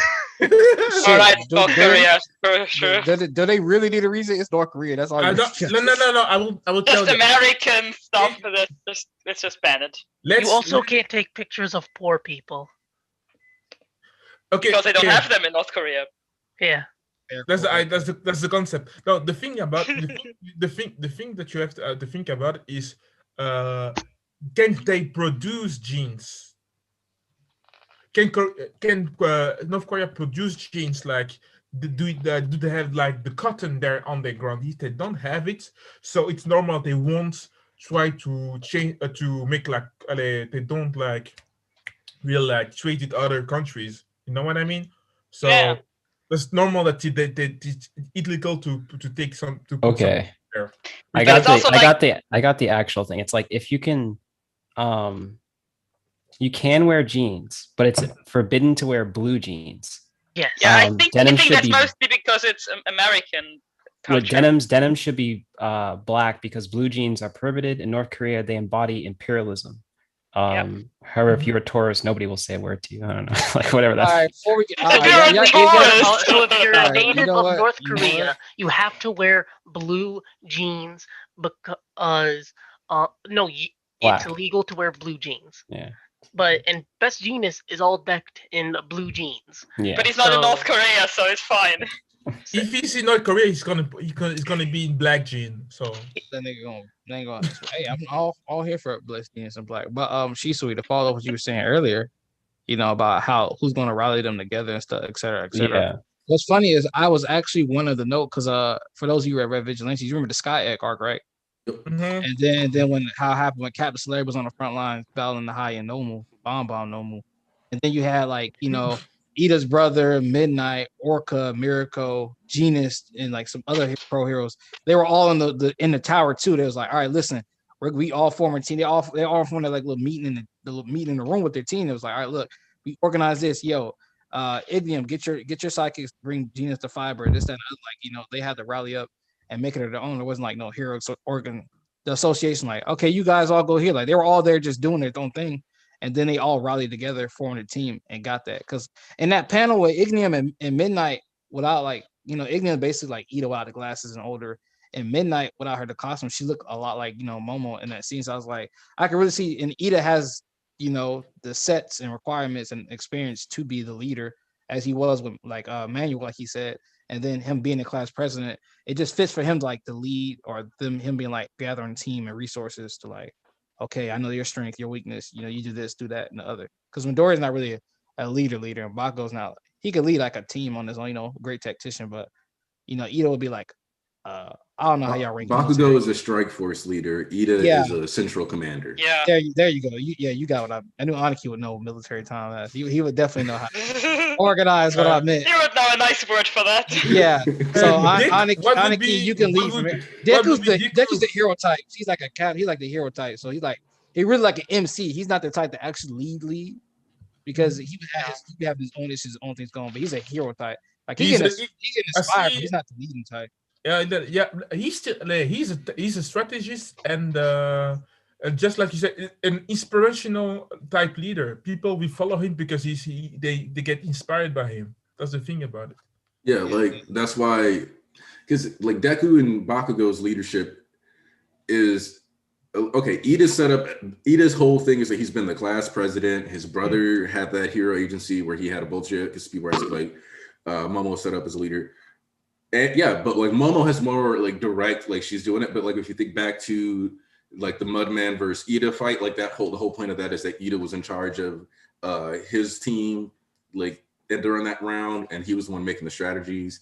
That's why like when he grabs Kaibara, he's like, "Hey, Ojiro, you go do this. I'm taking him to do this. I'll be back in circle here because Mudman is going over here. So blah, blah, blah. And like, you know, he's like running it through as he's like leaving or whatever. Deku tends to take point when he's in a situation with less people, and people tend to take his advice on like combat situations, but the ultimate designation and distribution of people and logistics is usually something that Ida handles, especially highlighted in the Heroes Rising movie. You can like see a couple scenes where he's like distributed people to different sites. Bakugo, like I said, just like the strike force leader, though, so it's like you put him on point and you give him like the ability to lead in combat, and then you kind of end up with this situation where he'll go ahead and have your team rocking and winning.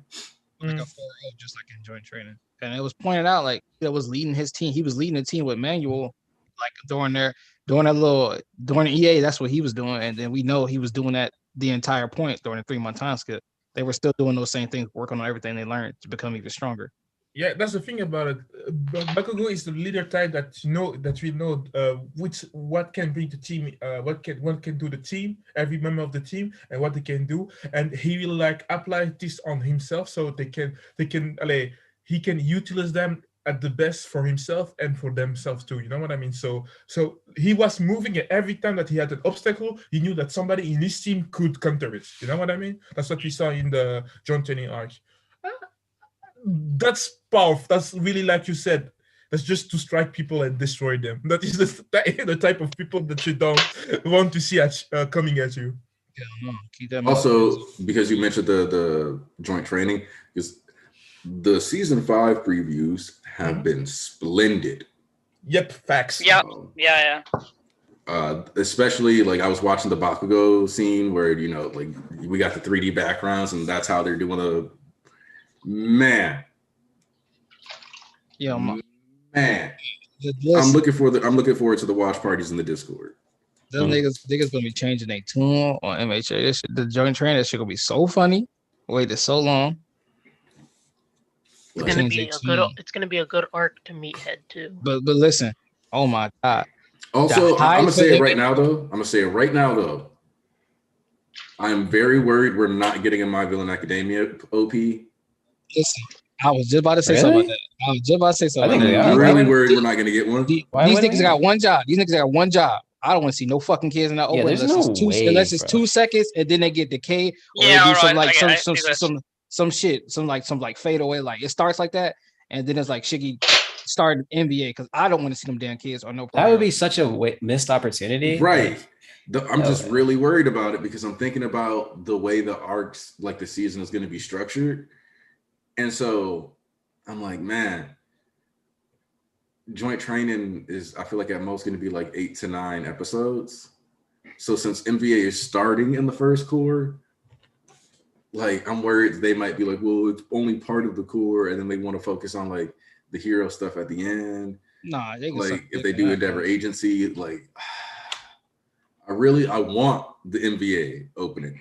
Like, in fact, I would even argue that this is one of the few seasons they should just go ahead and do 3 openings because joint training, MVA, Endeavor Agency, and like if you do an MVA opening, it's going to be weird as hell. Watching hero-based episodes afterwards with that, like with the villain opening, that's kind of weird.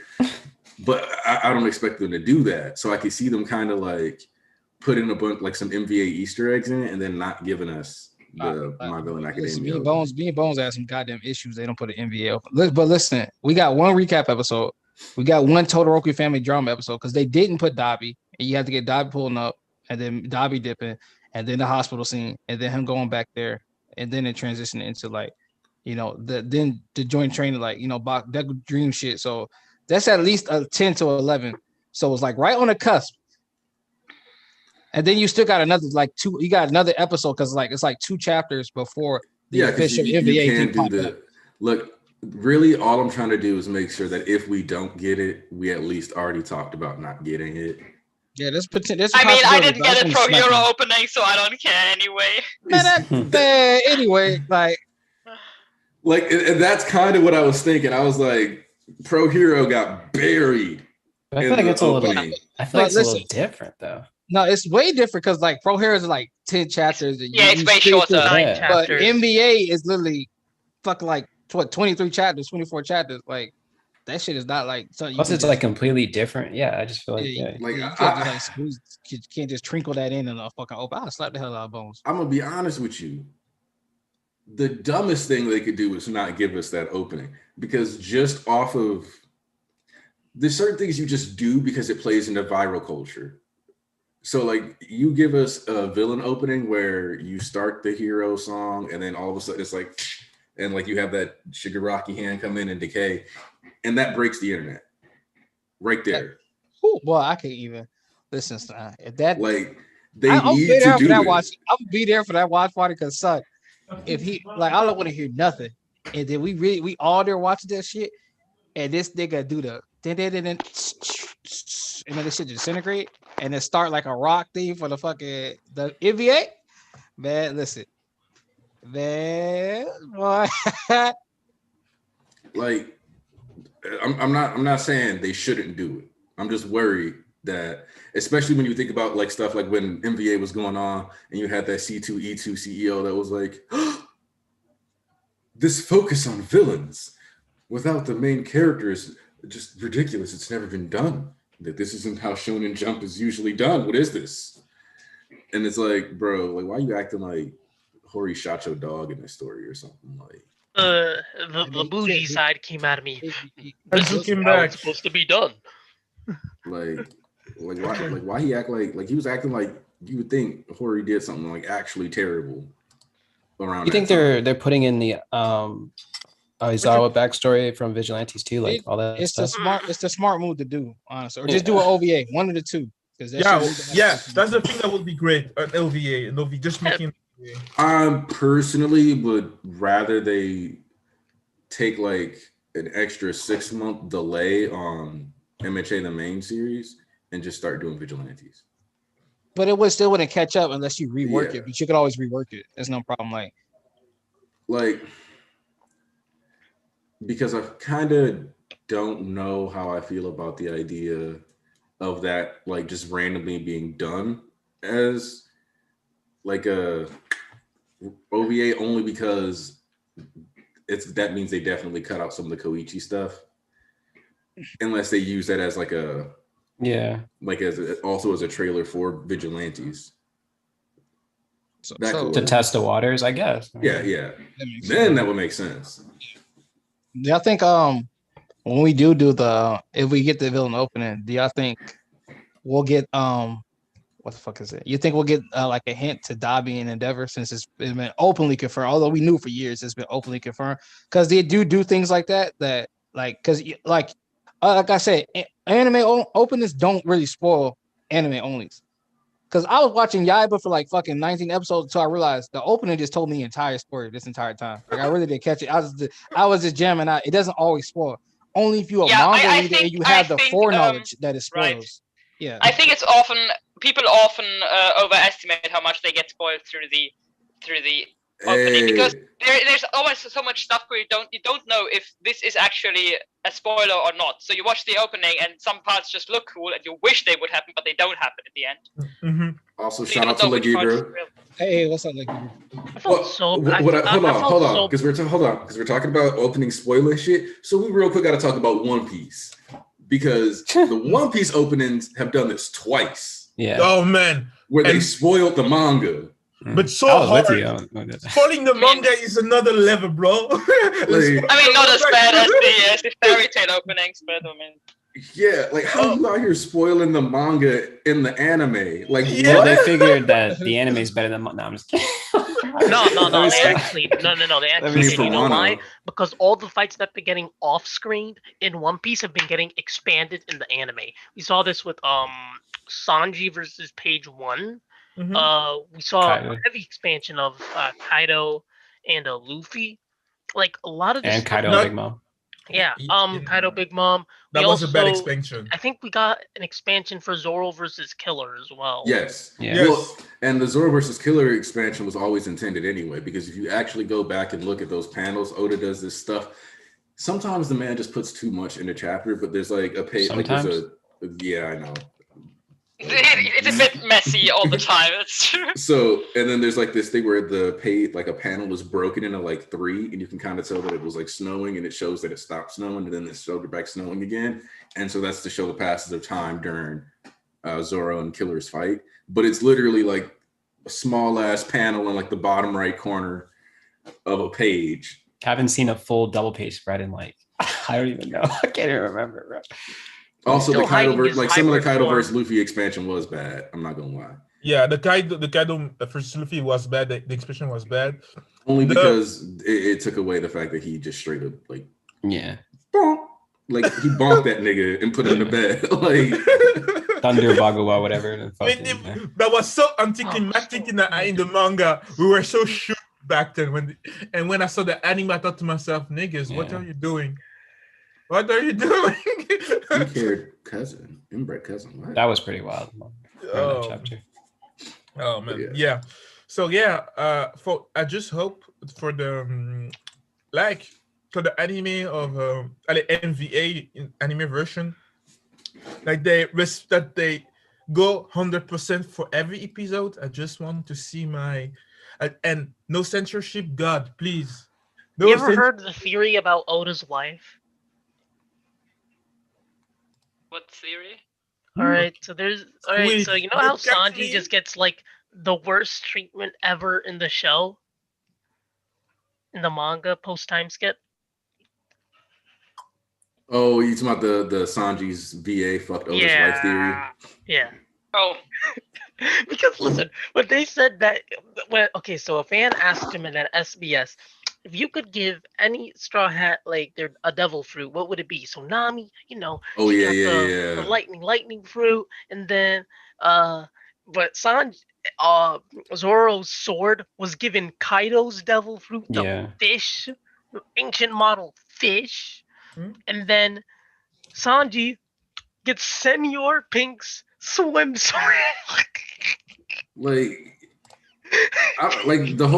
The reason he did that though is because it's a utility skill, and it lets him be stealthy and then like literally go underground. But like, bro, what do you need to be underground and invisible? Exactly. It works for Senior Pink because he's like that character, but like this, anyway.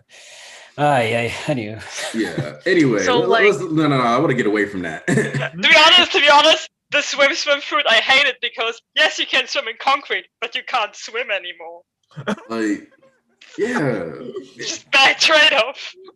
No, I know what he's doing. Yeah, but anyway, I'm starting to really believe that theory. I don't like that. Like his actor bagged something too nice, and now he's like, now there's some anger. MHA is going to get censored. It's unavoidable. All right, so more than likely, what we'll get in the villain arc. Yeah. Especially with Toga. It depends. Like maybe the second core gets a nighttime slot. It's unlikely, but it's still a possibility. No.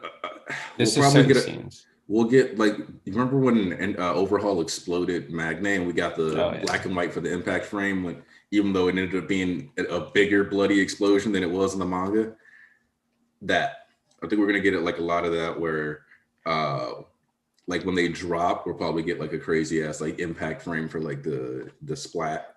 I could see like the splat being like in the style of like, so like in Persona 5, there's like that all out attack.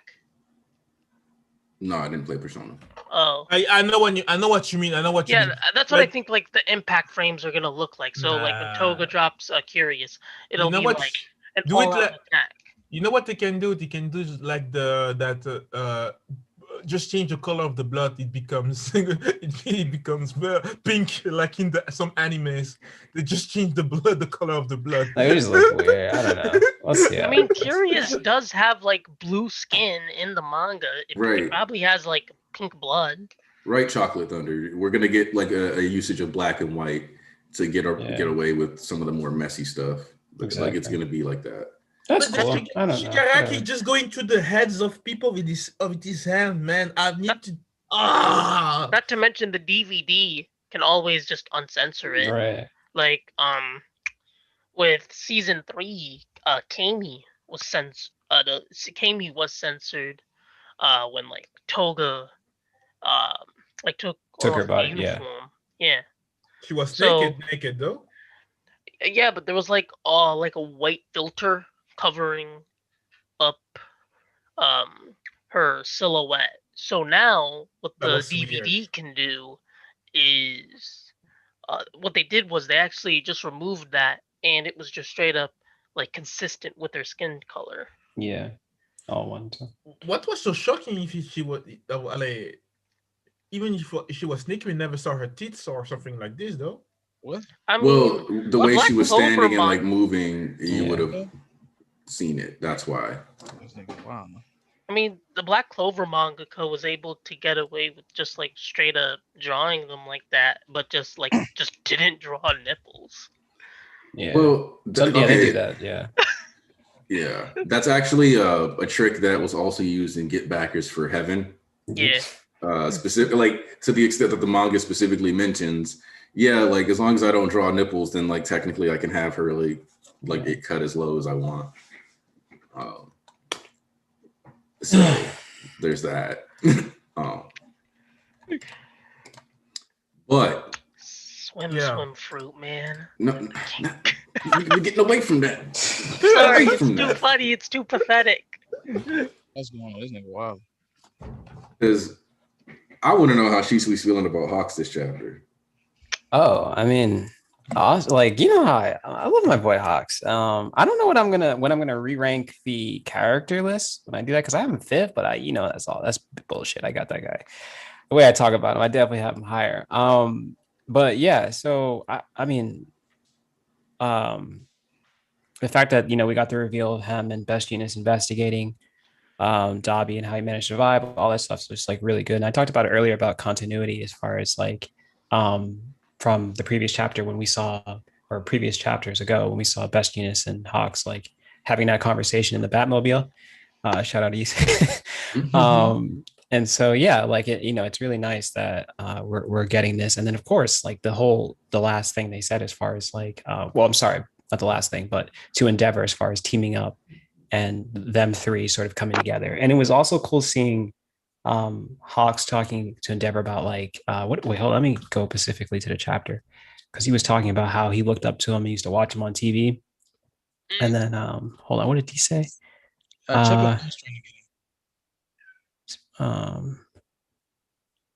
Responsibility isn't yours alone. Number one, we can't have your family shouldering this higher burden. Why would you do that? Blah blah. Okay, hold on. What page did he say that? Oh yeah, right here. I used to watch old videos of you endeavors. So to hear now or hear how the obsession from your younger days grew into all of this was quite shocking. Yeah. So that was pretty cool to see as far as like, kind of meeting your heroes or whatever, kind of holding them up to this standard. And then, the way Hawks handled it because he's like very understanding of people's situations and stuff. And he's pretty self-aware. So that was like really cool. What else? Let me see. And of course, like I want to see the conversation and he's going to have with All Might. I mean, like, I think a lot of us are waiting for that as well. So yeah, I pretty much got everything I wanted. Is there anything specifically you wanted me to talk about? Oh no, I just wanted to see how you was feeling about Hawks just because I know like that's always been your boy. So yeah, for sure. I mean, he's just a really, I don't know how Horikoshi writes his character as far as like how he handles situation. He's very like rational and yeah, he's a smart guy. I love his backstory. He's amazing. And it just means a lot to me and on how he sort of his representation of being a hero and from Hawks. Yeah. And Horikoshi is he's written so many different multiple perspectives on different heroes, specifically in the top 10. And then it's really cool to see like, even just the contrast between Hawks and Best Genius, and they still work together. And then we have Endeavor coming in. It's like three different individuals or three different, experiences as heroes that just all kind of converging together and just kind of being a team and handling the obstacles that are they're about to face. So it's dope, man. And that's the setup you talked about earlier, Aniki, as far as like all of this shit pays off. I don't know how this guy, just big brain Horikoshi, just writing shit from way back then and just connecting it all together. And to this moment, you know, like it's the payoff are always just really, really well done. So I really especially have to agree with the part that they are all so different, like Hawks, Bestinus, and Endeavor teaming up. Yeah, they are top 3 heroes, and they are all like they all are different decades. Like there's a decade apart between all of them. And they're so different in terms of characters. Just well, because like Endeavor has this classic Endeavor to a lot, like outside of Endeavor's personal life, Endeavor technically is more of the hero that Stain thinks All Might is. Right. From the perspective of Endeavor shows up, whoops ass, solves the case, and leaves. Yeah. It's also like that body count, yes. Yeah. But so like you have like what people think All Might was, ignoring the fact that All Might was blatantly like hyper commercial. But he also got the results, so people just like decided it was all about the results and not also that he was commercializing himself heavily. Yeah.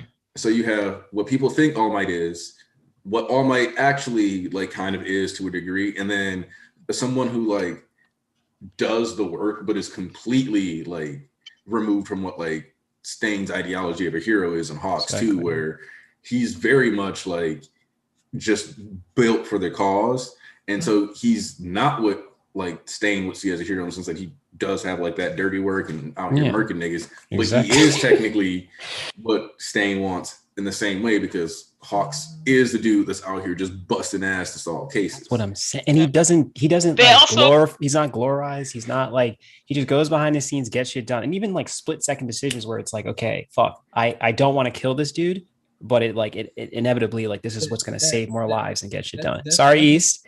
I'm sorry. I know you wanted me to react differently. I love Twice. He's also my top 5.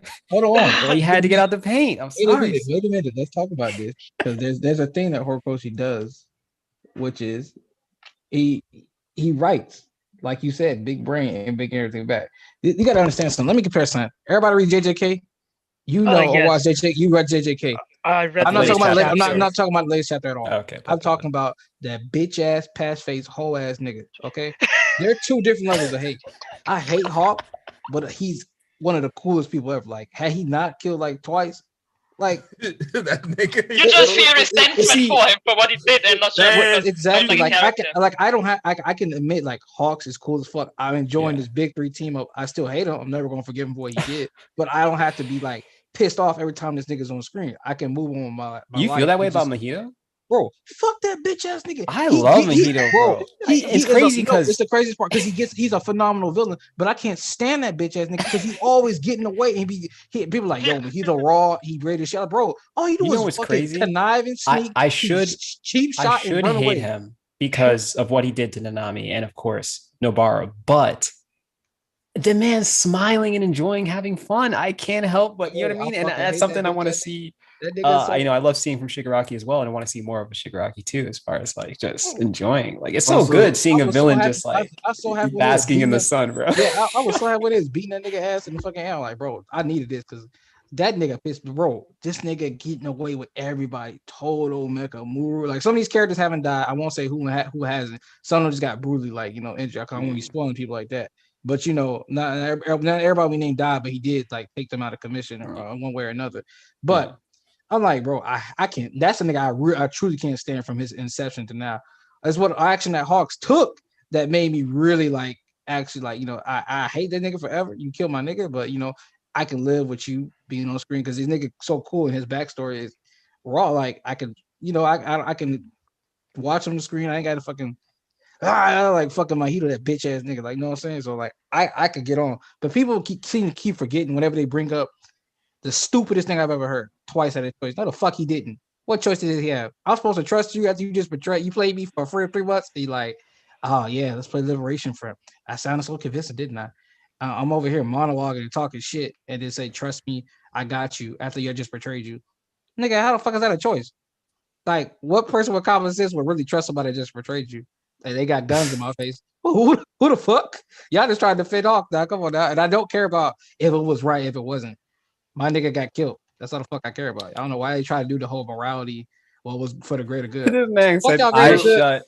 My boy got taken out the paint, so I got. Dog said, I do not see.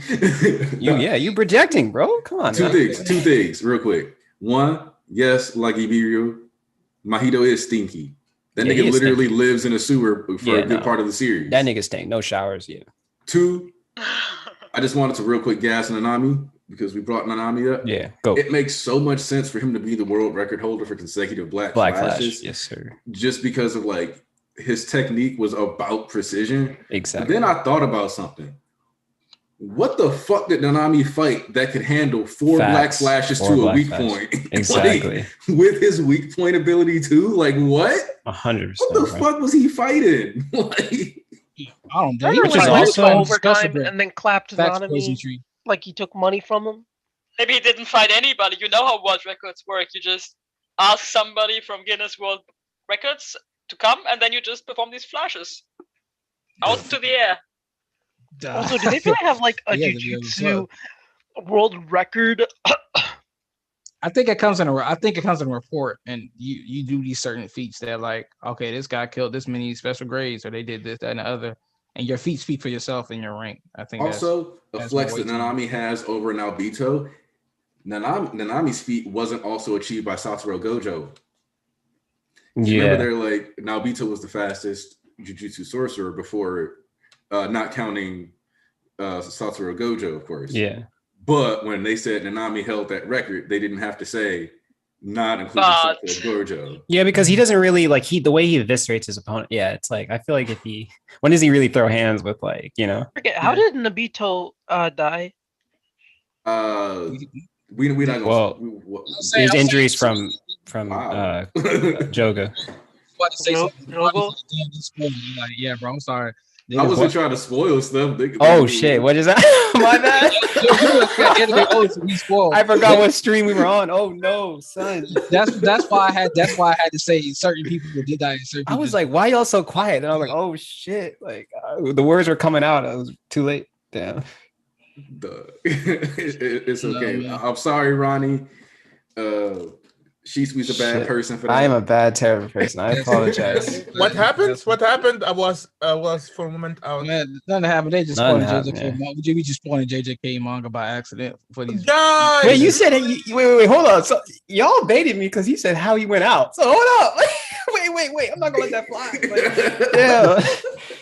I was now son. I was just coming in with the completion, like son. That's crazy. I just wanted to talk about the record, and like niggas started since we was talking about something real quick, and we was talking about how the perception of these different characters go, and like the heroes and stuff like that. It's funny how like you got like in Hawks and Dever and Genius, you got like the three generations, like Dever being the oldest most classic hero, then Genius being like a little bit in between, where it's like he's got like a suit, but it's kind of like a motif, and then Hawks being his age lining up with him being like a Red Hood type beat, like a mask and like basically regular clothes on with some armor. That's like I can't wait to see the grow up the time skip for the kids, like when they incorporate some of them incorporating like regular clothes into their stuff. Especially since they'll be going the vigilante route, like they'll be incorporating like regular clothes or like quarter clothes into their outfits going forward. I love especially how the age difference, which is always decade between these three characters, not just comes out of like being different generation heroes, but also in their character. Like for example, these last few chapters, it was very clear that Endeavor, although he is not All Might and he tries to make his own thing from All Might, Shizue mentioned that he is very similar to All Might in terms of the classic hero, and he's very similar to All Might also the fact that he thinks he has to do everything alone. Like these last two chapters, he was always surprised when anybody offered his help. He always thought it's all his job and he has to put it on his shoulders. And every time somebody comes and says, well, I will help you, he was always surprised, and he didn't think that either he didn't deserve it, and he also thought it was his job to do it alone.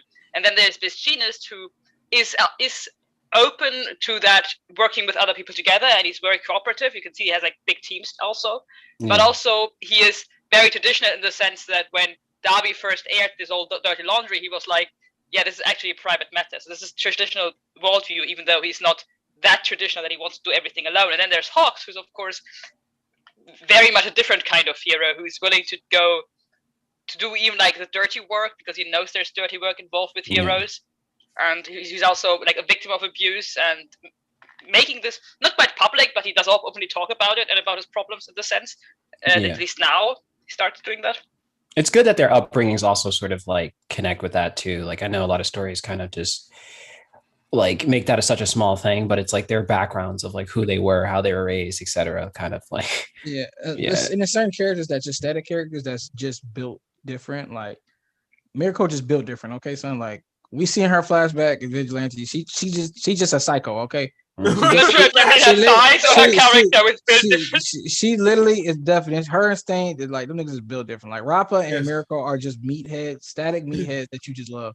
Ain't no tragic backstory, no nothing. They just love throwing hands. Like just can't punch Saraki. That's fucking weird because the thing about it is that she's like really when you think about rabbits, they have like a sense to sense danger, you know what I mean? And so they run away from it. Miracle? Yes. She's sensing danger to throw hands. Yeah, it's so weird. So counterintuitive. That's why she raw, because she look, she channeling all the past generations, like years and millennia, like rabbits. The past generations of rabbits. Yeah, just being prey. So she's like, she's like, listen, man, I'm finna change the game. It's time for a real bitch to step over this bitch. I ain't the prey no more. I'm the predator. Maybe come on, she dropped it on me. Dropped it on me. Eyes, big foot, no. That's that is why the fact that when she saw Shigaraki and she felt that he was something that she had to destroy, that she went for the kill, man. That's Horikoshi. The consistency, bro. That's so perfect, bro. Imagine this in real life, in real nature, when a rabbit sees the fox coming and instead of running away, it attacks. So now that you mentioned that, like rabbits having that danger sense, let's kind of talk about danger sense. Because we talk about like how there's certain things that like Deku could learn from various heroes. Like, for example, Hawks can help him learn how to do flight stuff more. Like there's like learning how to fly, being like reminiscent of Hawks, binding with Black Whip, which is reminiscent of Genius. Combine that with the fact that it's Endeavor's lessons in shape manipulation, flame and output potential, which allows for Endeavor to or Deku to like manipulate his Black Whip better, like tie it around his arm, all that other stuff. The same way that apart from that, Endeavor just makes him better all around because he's a good teacher. Yeah, that too.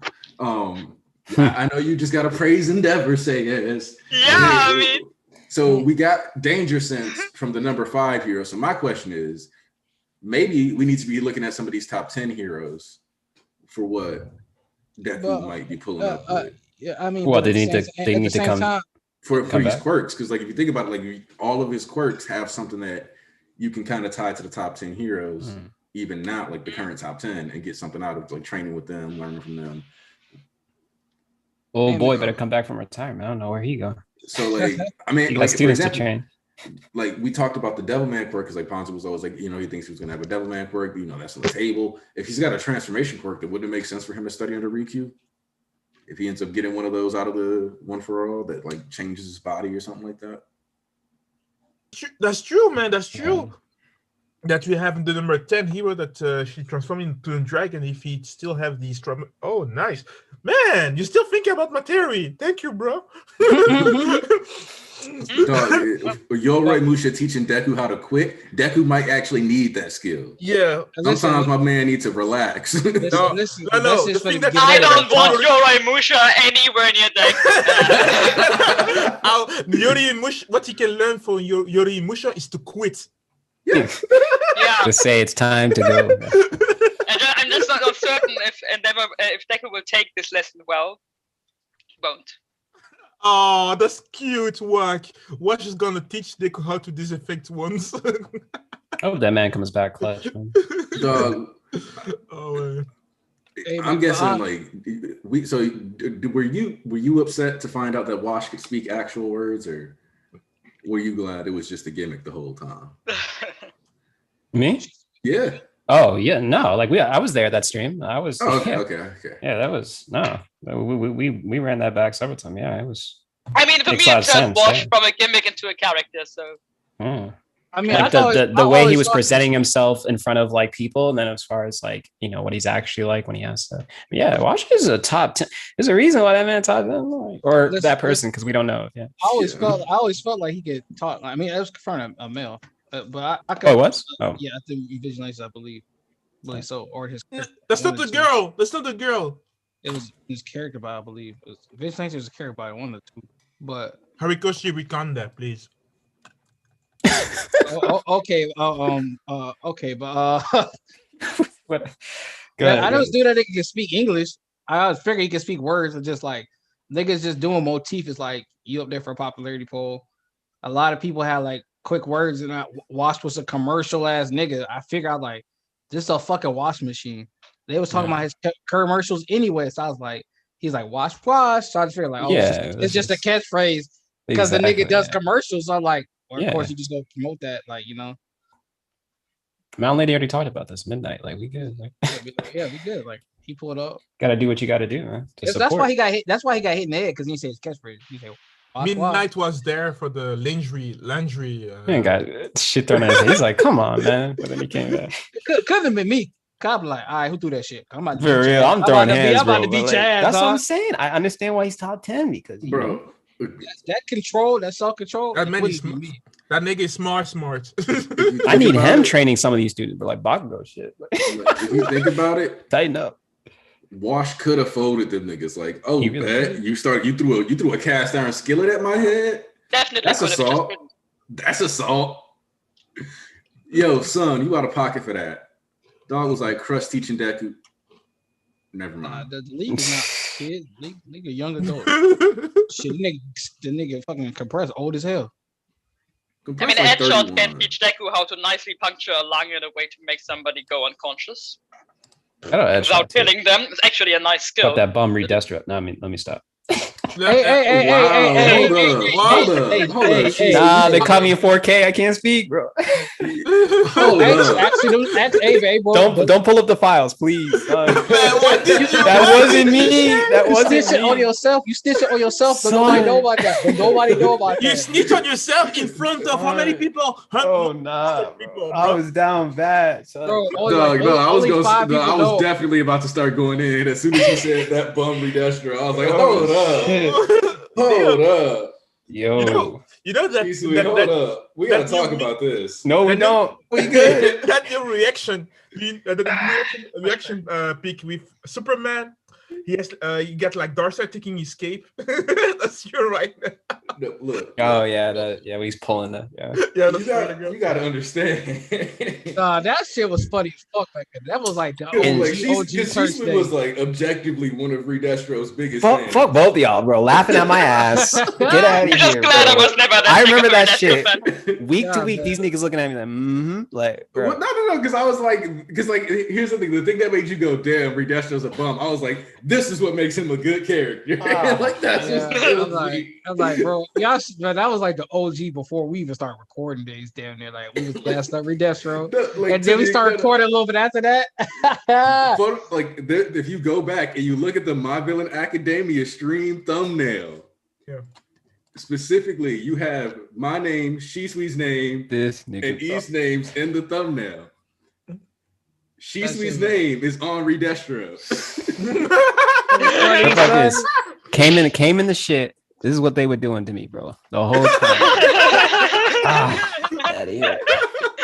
Man, listen, man, that shit was so funny, bro. I was confused, bro. I mean, it's a number 4 hero. Of course, he loses that.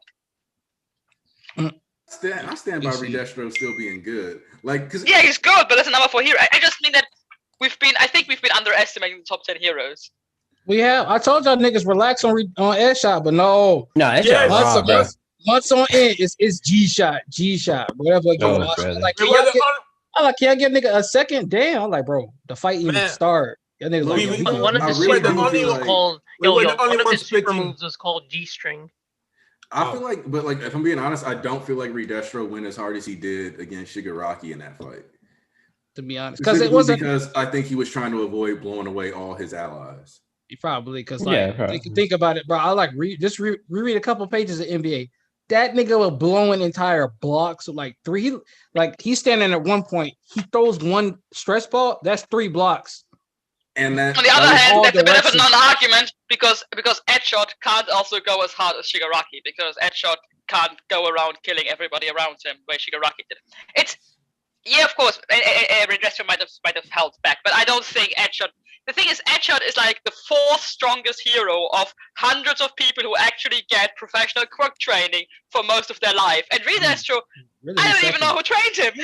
I'm just saying that like we didn't see Redestro throwing out his bombs like he had been doing. Yeah, like the villa would not have been there. Like I'm not downplaying. Yeah, but Edgeshot also didn't throw out deadly Edgeshot attacks can't left use and right. bombs though. That's the difference. He can Like, dodge. I'm pretty He sure can dodge some Edgeshot bullshit. can kill people. I mean, if Edgeshot can But not precisely like- puncture an organ to make somebody go unconscious, he can precisely puncture an organ to make somebody dead. Yeah, but Right. that's not the same as like. But my He point is should. that like Edshot's entire kit was available to him, without worrying about hurting any of his allies. Redestro was like, if I go ahead and like do my big smash attack, that he wouldn't be able to dodge more than likely because it takes up so much space. Yeah. I'm gonna hit all my people though. Yeah. Difference in Like- abilities, like Edgeshot is like yeah, you just gotta look at it. He's like, li- the he's area. literally- But He was can't literally at Edgeshot the like dodge super easily, like everything? He just makes himself super thin. And That's then what I'm he saying. Like, yeah, he's his still- stuff well, is yeah, Like, Edshot is maybe, greater. we don't Edshot know. Edshot is stronger than Hawks. Like, for sure. Like their speed is definitely on par. Because bro, that nigga was transforming at the speed of sound. I know he can. He can Yeah. move somewhere. He can fly or move somewhere near that speed. So I'm like, ain't no way you can transform at the speed of sound. You just He moving wa- at like fucking 100 he miles per was- hour. Like When- not including best genius, I think being like Mach speed is borderline like just par for the course for like the top five. Top two. Wait, Yeah. top Man, five. just imagine getting hit with that speed, bro. What's happening to you when you get hit? I mean, by if you're something? literally having your organ punctured at like that, At moving that. at the speed of The- sound, like And, I mean, and it was like Literally, the like, fight went both bullet. ways too. I mean, also when you mentioned imagine getting hit at that speed, that reminds me of a tweet Charlie had where she was like, how would Endeavor even know what's going on? Like when you're moving at that speed, just whooping people's asses. You're just getting uppercuts at the speed Sharingan. of sound as he's like just running past you. Like, because like he says himself, like you should already be done with the move by the time you thought about it. Like, yeah. which confirmed then technically Endeavor has Ultra Instinct, which I don't know why that's never been addressed. No, we're not gonna talk about how this nigga dodged Shigaraki. This nigga said he fucking flung his entire body backwards, slid, flipped over, and then blasted this nigga in 2 seconds. I said, bro, I see that shit. I said, oh, this nigga built different, son. Man. That was one of Horikoshi's best choreographed like chapters. Period. Bro, Just you know how Yeah, how man. upset I was shoulder at that. thrusters, You know how Man. upset I was at the plot that had to move the story for. I'm like, nah, bro. You already took Miracle from me, bro. Like, come on, bro. Like these niggas are throwing some beast ass ass. And the thing that I liked about that also like is he straight up opened up with Hell's Curtain and was like, damn, that nigga should be dead.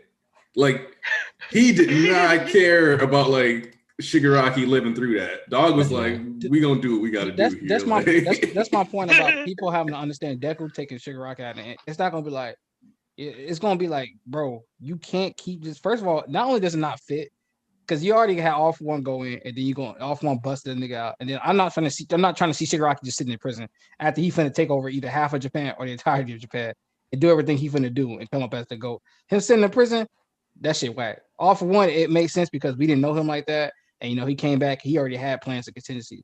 Shigaraki is a walking god of destruction. Literally everybody in this paint tried to kill this nigga.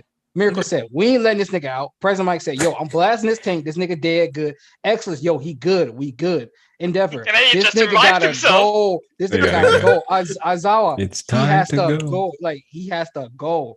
I ain't Nick, trying to handle that's Deku like, yo, if That's we're a- really good. I mean, even Deku was like throwing 100% on his neck. Yeah. Bro. Like, They ain't trying to let up, man. People Bro, that's the thing is that like Deku straight up was like right here. Let me just hit him with because like when he Yeah. lifted up that left arm for that Wyoming smash, he was like, let me hit him with the old razzle dazzle. Yeah, Razzle.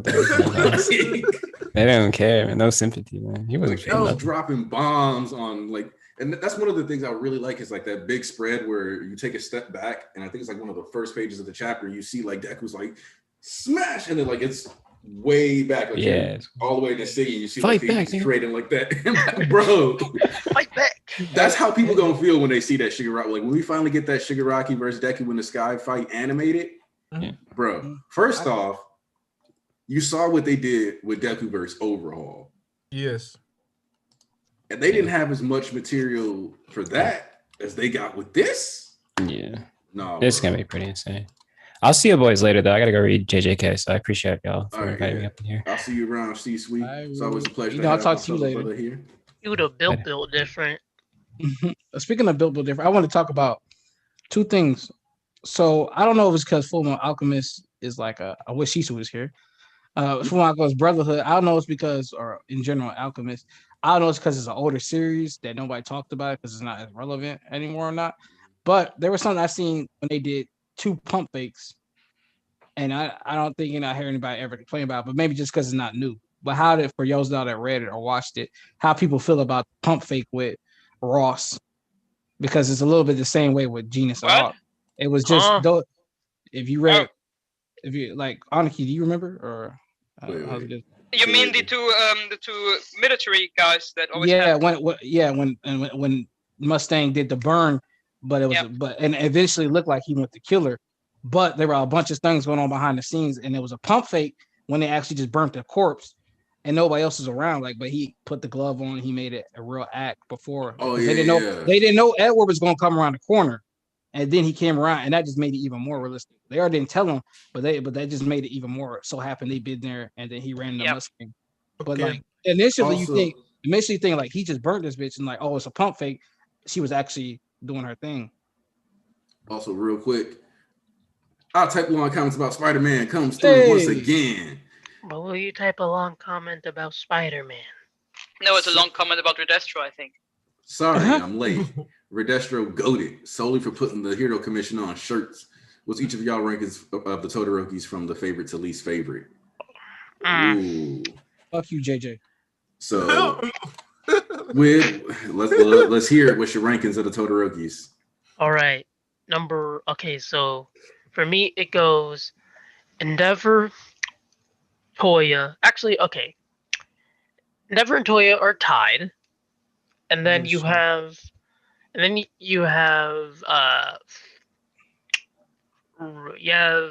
Ray, Fuyumi, Natsuo, then Shoto. That's my order. All right, Sayas, besides the very obvious Shoto at number 1. Huh? Me? Yeah, obviously Shoto at number 1. No, but actually Endeavor number 1, but Shoto number 2 now, I have to say. He just moved up way ahead. Then I think that's difficult. Maybe Fuyumi. The other 3 are difficult. Ray, Toya, Natsuo, maybe. I really like Natsuo, but at this point, it's just too little for me to put him up there. Okay, is it? Did you finish or? Yeah, I mean there are no Todorokis left, I think. Yeah. Okay. So we got the number 1, NG Todoroki. Number 2, Dabi, Toya Todoroki. Then we got Ray,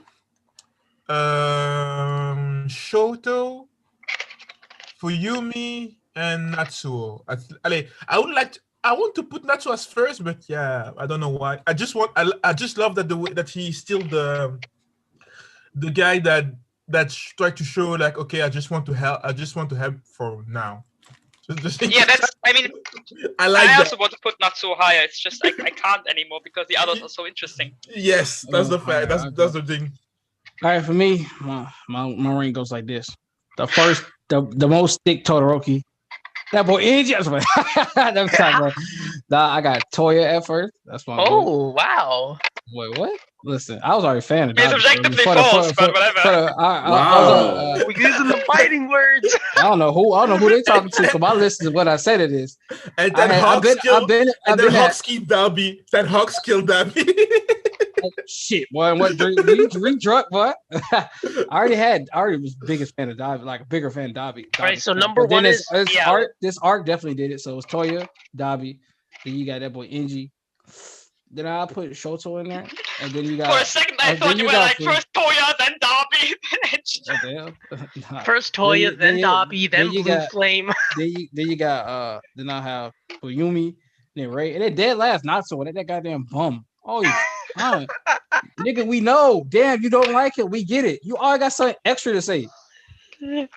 I feel like I have to put Natsuo up just to give him some credit. Some bro, the people that getting fucking beat, the girls getting fucking beat, like she ain't got to say something every other 2 seconds, but only cause Toya's back, nigga. We know, damn, what the fuck. We just had this conversation. What the fuck you think we here for?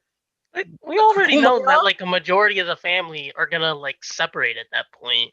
You don't have to like constantly. Okay, so after this, I'm leaving. Hey, Chocolate Thunder, yeah, like that's the part that like it only irks me because he's the dramatic sibling. It's but he's the one who got it the least. That's the part that's annoying. He's the middle child. What do you think about that? Yeah. Bro, but it's like, bro, okay, we get it. You already said it 3 fucking times. Everybody else is in the same household as you, going through the same things at different various conditions, and some of them worse than you. They ain't got to say something every 2 seconds because we just established we here for Toya. All right, but only for right now. Okay, you the root cause of this. It's your fault. But if I'm like, God damn, nigga, can we just move on? The thing is for me with Natsuo is just I really, really like him and I still like him. And these chapters didn't make me like him any less. It's just that they made me like all the other Todoroki so much more, while Natsuo like didn't change at all.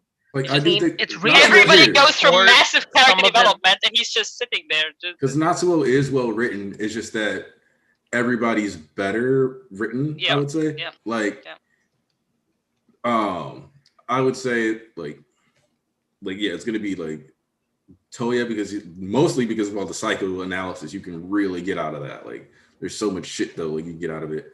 I would go with.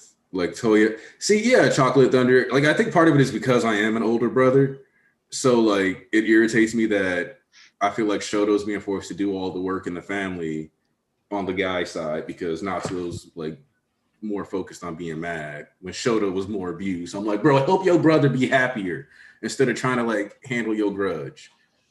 Look out for your little bro. That's how I feel about that. Mm-hmm. Even though the Todorokis for the most part are hell interested, I wish there was a big brother because, like, it really is kind of. I've actually just plugged it. I've actually made a video about these kids just today.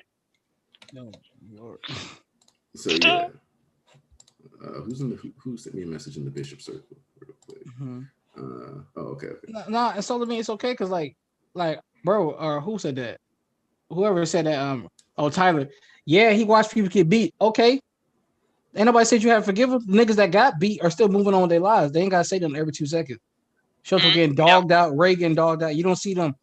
All right, but we're only doing this because Toya's here. I'm responsible too, but it's only because Toya, like, nigga, we get it. God damn. Thinking about like, it now, you can like, read the room and like figure that out yourself. Yeah, like, and I just added a little extra detail. Like, to a certain degree, Natsuo's behaviors are just him attention seeking as a byproduct of being neglected. But fuck, it's still annoying. Like, it's a legitimate psychological like response. It's just a really annoying, like it's a really annoying personality trait. Like, it's just something that annoys me in real life. Now that I think about it, that like, yeah, that's what it is. Like, he's neglected, so he wants more attention. So he always has to like pick the fight. And it's kind of like what Sayas was saying, where like they don't have anything if they don't fight. But I don't think that just applies to Endeavor. I think for Natsuo, it's the same way. Yeah. The thing is Natsuo has all the options. Natsuo can do whatever he wants because Endeavor lets him do whatever he wants at this point. Natsuo can have a relationship with his father if he wants that, but he doesn't want that. And he can just leave.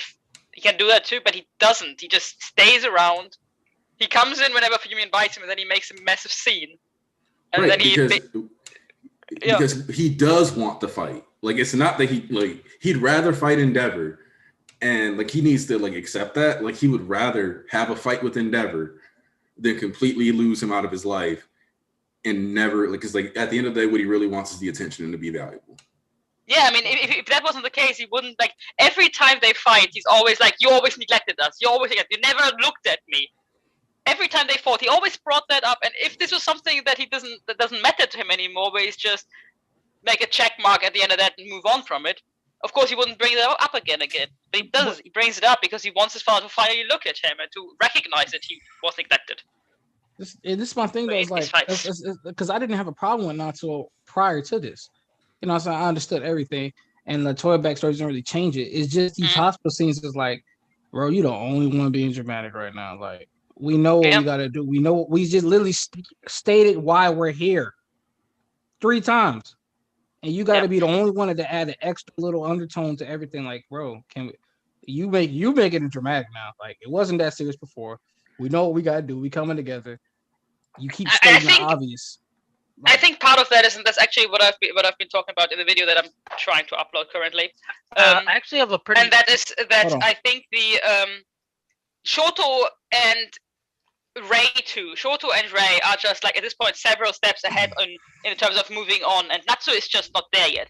So I'm not angry at him that he is still mad and he is still making scenes. But it's just you compare where he is in dealing with what happened and moving on and trying to get on with life after, because the abuse is over now. So now the question is, what does he do now with his life? And Shoto moves on massively, and Ray has finally taken these important steps. And for Yumi, although she's still kind of stuck in the situation, is also making steps to at least create a better future for herself. But Natsu is just still stuck there, and it's something I understand, but it just, when you compare it to the other kids and Ray, it's just sad that he's still there. Like in universe, you can explain this many ways, but it's also the fact that on a meta level, like just in terms of like the narrative, it's kind of like the author reminding like younger viewers, like, "Hey guys, you don't have to forgive Endeavor." Like it's also that on top of that.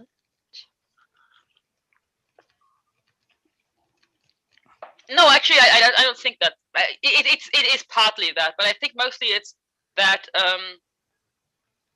what Natsu is doing is unhealthy. And I think what in this chapter, what we have finally come to is, before we've been talking about Natsu and Fuyumi and Shoto and Ray and even Darby and where they stand and how they deal with the abuse now that this is over.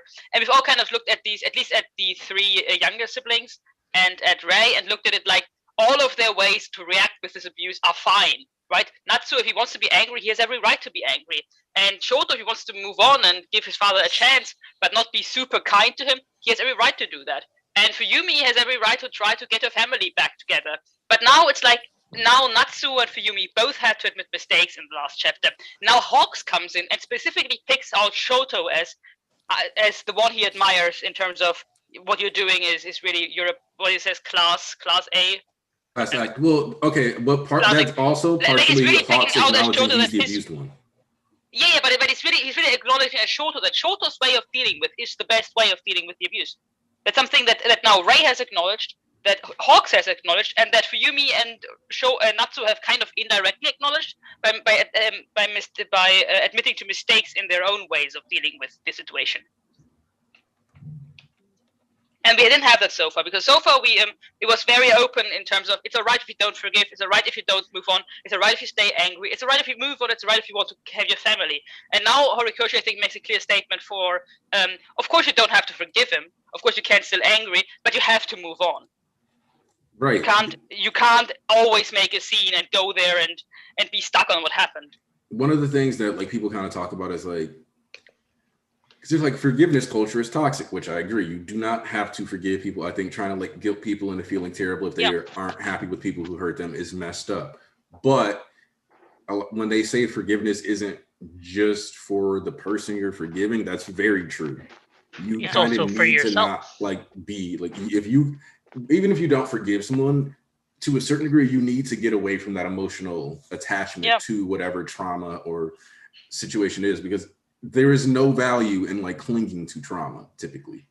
Like, yeah, it's perfectly reasonable to say, I don't forgive you and I want you out of my life, and then take that step and move on with life afterwards. It's perfectly reasonable. But you have to make the step where if you don't forgive them, you cut them out. And Natsu is not doing that. He's angry, but he doesn't cut Endeavor out.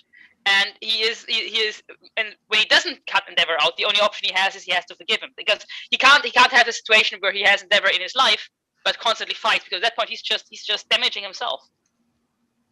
All right. Well, it's time. Anybody got anything to say? I think we want to get Flo in here because we already been going for a while. I don't know how much longer we're gonna go. Yeah, Flo. My reasoning for why Tohiro. Let's see if Flo gonna speak. Let's see if Flo gonna speak. Yeah, Flo's in. I'll let him in. Yeah, Flo. We're giving you 5 seconds, buddy. You know he black, so we gotta give him 10 because you know black people always late. 30 minutes is like 2 hours. I'm saying. I'll see you in 5. Bet. Yeah, 15 minutes later, you'll be here. An appointment will be at 3, and you get out at 5.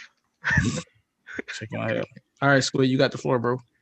All right, so my reasoning for why Toya is my favorite is my favorite Todoroki is because in a way he's his own person, but he's also his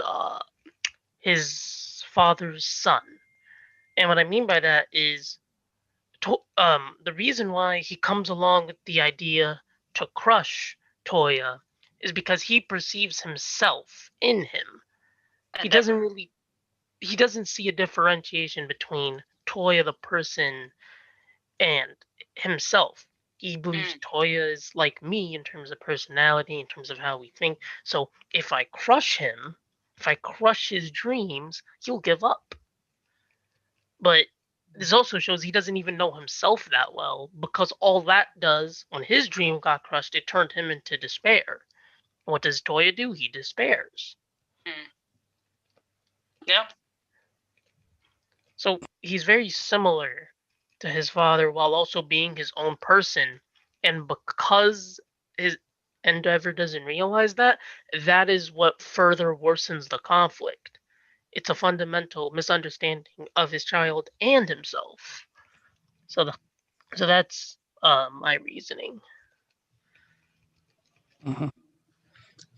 So, yeah, but I just want to say something about this before I change the topic. Something I want to talk about. Did we do the foreign heroes? We talked about that. So I'm just gonna start a new topic I want to talk about. And like I said, I was rewatching FMAB, Full Metal Brotherhood, and there was a lot of things I was seeing. And there's a tweet that clicked when it was like, I think it'd be kind of cool if Shigaraki saved Deku from like something because he wanted to just like outside force, just say like move him aside, like a danger threat. And I said, I don't really feel that, but then I was thinking about something no, we can't hear you, Flo. Go ahead, try to fix your mic because come back. When you come back, let us know. But yeah, it's like okay, like I guess like Stain and Ida or like Stain teaming up with another hero, pro hero, that tracks and works because Stain is like pure evil. He's an anti-hero, more sort of like a vigilante. He just goes and does what he pleases as need be, whatever is to his whim. He's not pure evil like Shigaraki and those niggas. You know what I'm saying? So like when I see Ed and Scar working together as like, well, yeah, Scar did kill Winry's like parents and shit like that, but there's more to it than just that. You know what I'm saying? There was like a hatred there, but like I guess them working together actually adds up and doesn't break the characters because it's like, all right, we're all coming common goal to stop father. And it's just that like, all right, but the truth behind the Scar had reasons for doing what he was doing, you know what I'm saying? And he wasn't like exactly right, but like, he had his points. Scar also, I mean, he didn't really kill Winry's parents on purpose. Yeah, that's what I'm saying. Like he had his points. Like he just the war was going on. You got Alchemist killing you. Like all of a sudden, using this traumatic event, your brother. You just remember he gave you your arm, and you see the race of the people that's killing everybody, and you just wake up in shock. And he killed them. Like he was like he had his reasons for doing what he was doing. Like it wasn't an intentional kill because just to kill these. And like it was like I understand where he was coming from when he did it. Okay. What you're talking about right now? I was talking about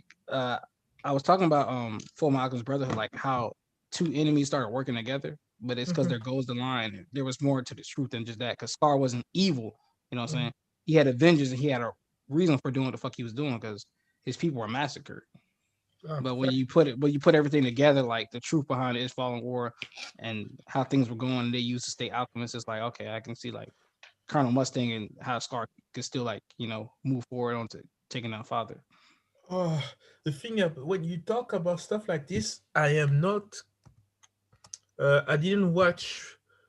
Just think of Stain working together with the hero. That's what I'm trying to say. You were talking like in an analogy. Okay, that's good. Yeah, I was talking about the logic of P2 enemies teaming up together. Okay, that's good. I understood what you said, but I didn't know what if you were just talking about the series, so I couldn't put my own input in it.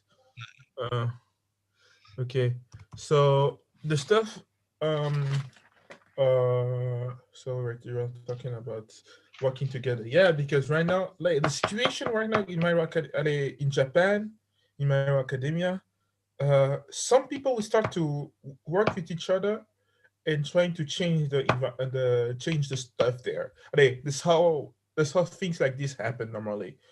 You got the people will ask to their leaders what's happening. So people that will talk to heroes, the public that will talk to heroes, the government. Yeah, we need to see more from the government too, because we never saw the first president, the first minister in Japan. That is something that we never saw. That we never saw in My Hero Academia. And Were you holding something? No. I keep hearing a knocking, like somebody's knocking. Yeah, me too. Yeah, I keep hearing that. Okay. I don't know what it was. I was thinking. I was like playing with the knife. My bad. So yeah, we never saw. I'm not sure because do the king of Japan? I forgot the name. Oh, the prime minister. That's just prime minister. Yeah, I'm pretty sure it's prime minister now. It has because like originally it was an emperor who was supposed to be a god, but then after World War II, he abdicates his godhood.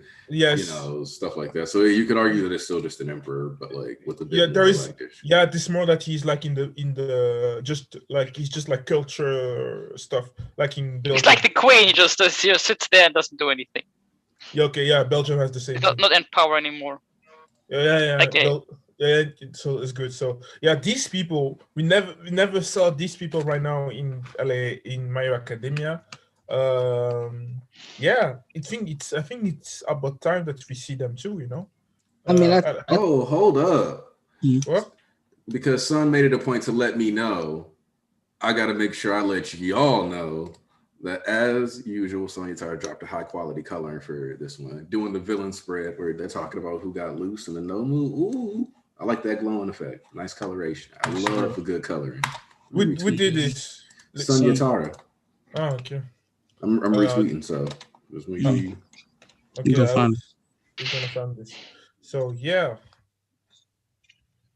Yeah. Well, speaking of prime minister, I don't would that nigga even really matter like that? Because I mean, yes, from a legal perspective, because like the fact that all what the prime minister even matter?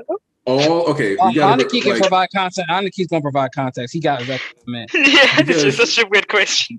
Well, because the way My Hero has always been structured, and I think this is one of those things that's been kind of annoys me about a lot of people who talk about this series and they swear they get it, but then like we've had people be like, "Oh, here y'all go again talking about this shit." Like it's like when we're talking about the sociological ramifications of shit that happens and the real world inspirations for it, and people are like, yeah, I don't see why y'all talking about this stuff.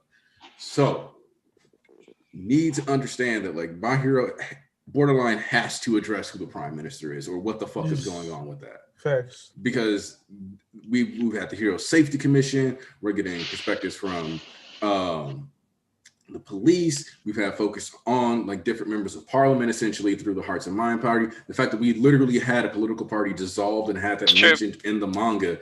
Facts. Like the prime minister feels like this thing that's borderline like a plot point. Now that you say it, like this random sword of Damascus hanging over our heads that we haven't talked about that should eventually drop and just land. Like shit, there's that sword.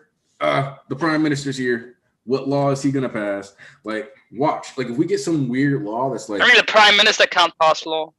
Well, I think that's Parliament's job. Like they're gonna announce or whatever the fuck, however they decide to do it. You already know, like. If they decide to have these conversations, like what's the prime minister's plan? What's he going to do? What's he pushing for? It's going to be like, oh shit, we're getting rid of heroes or vigilantism is allowed or some other shit. Like that's like when we're getting the incorporation. Okay. Well, Anarchy aids my point a little bit, but what reason I say that mainly because the main people that be running the show are the Hero Commission and the Safety Commission. Like they're the main people running like that. So I'm asking, like, and the landscape is like, yes, it's just like ours, but it's a little bit different in that heroes are basically like the main force. In your everyday life is the police, but here is the oversaturated heroes and the police are on the back burner and they just make the arrest and put you in jail. That's all they do. So I'm like, how much, like, is the prime minister passing all these laws? Like, Yeah, you guys go ahead and dress all the kids up for war and this like that and other and do all this sneaky shit and stuff like that. I'm like confused like where he's at and all this as far as but I understand what you mean, but still, you need to show that because his country is now going to the ground. Also, hold on, because I decided to look into specifically Japan's prime minister's powers, just because there's a lot of real world incorporations in My Hero. So the prime minister of Japan is vested with the ability to present bills to the Diet, to sign laws, to declare a state of emergency, and may also dissolve the Diet's House of Representatives. It's probably interesting. State of emergency. And then they also have the ability they also preside over a cabinet. So technically, if they're capable of dissolving the House of Representatives at will and removing a cabinet, they could kind of do some pretty substantial power grabs with that. Like, that's kind of wild. Yeah. Imagine how it went wrong in Germany. That it kind of sounds similar to that. So that's the stuff. Because right now, that's the thing that I'm thinking right now. Because what's the Japanese army? Because right now, Japan is going through shit right now. You know, they went for it's normal. They had for a long time a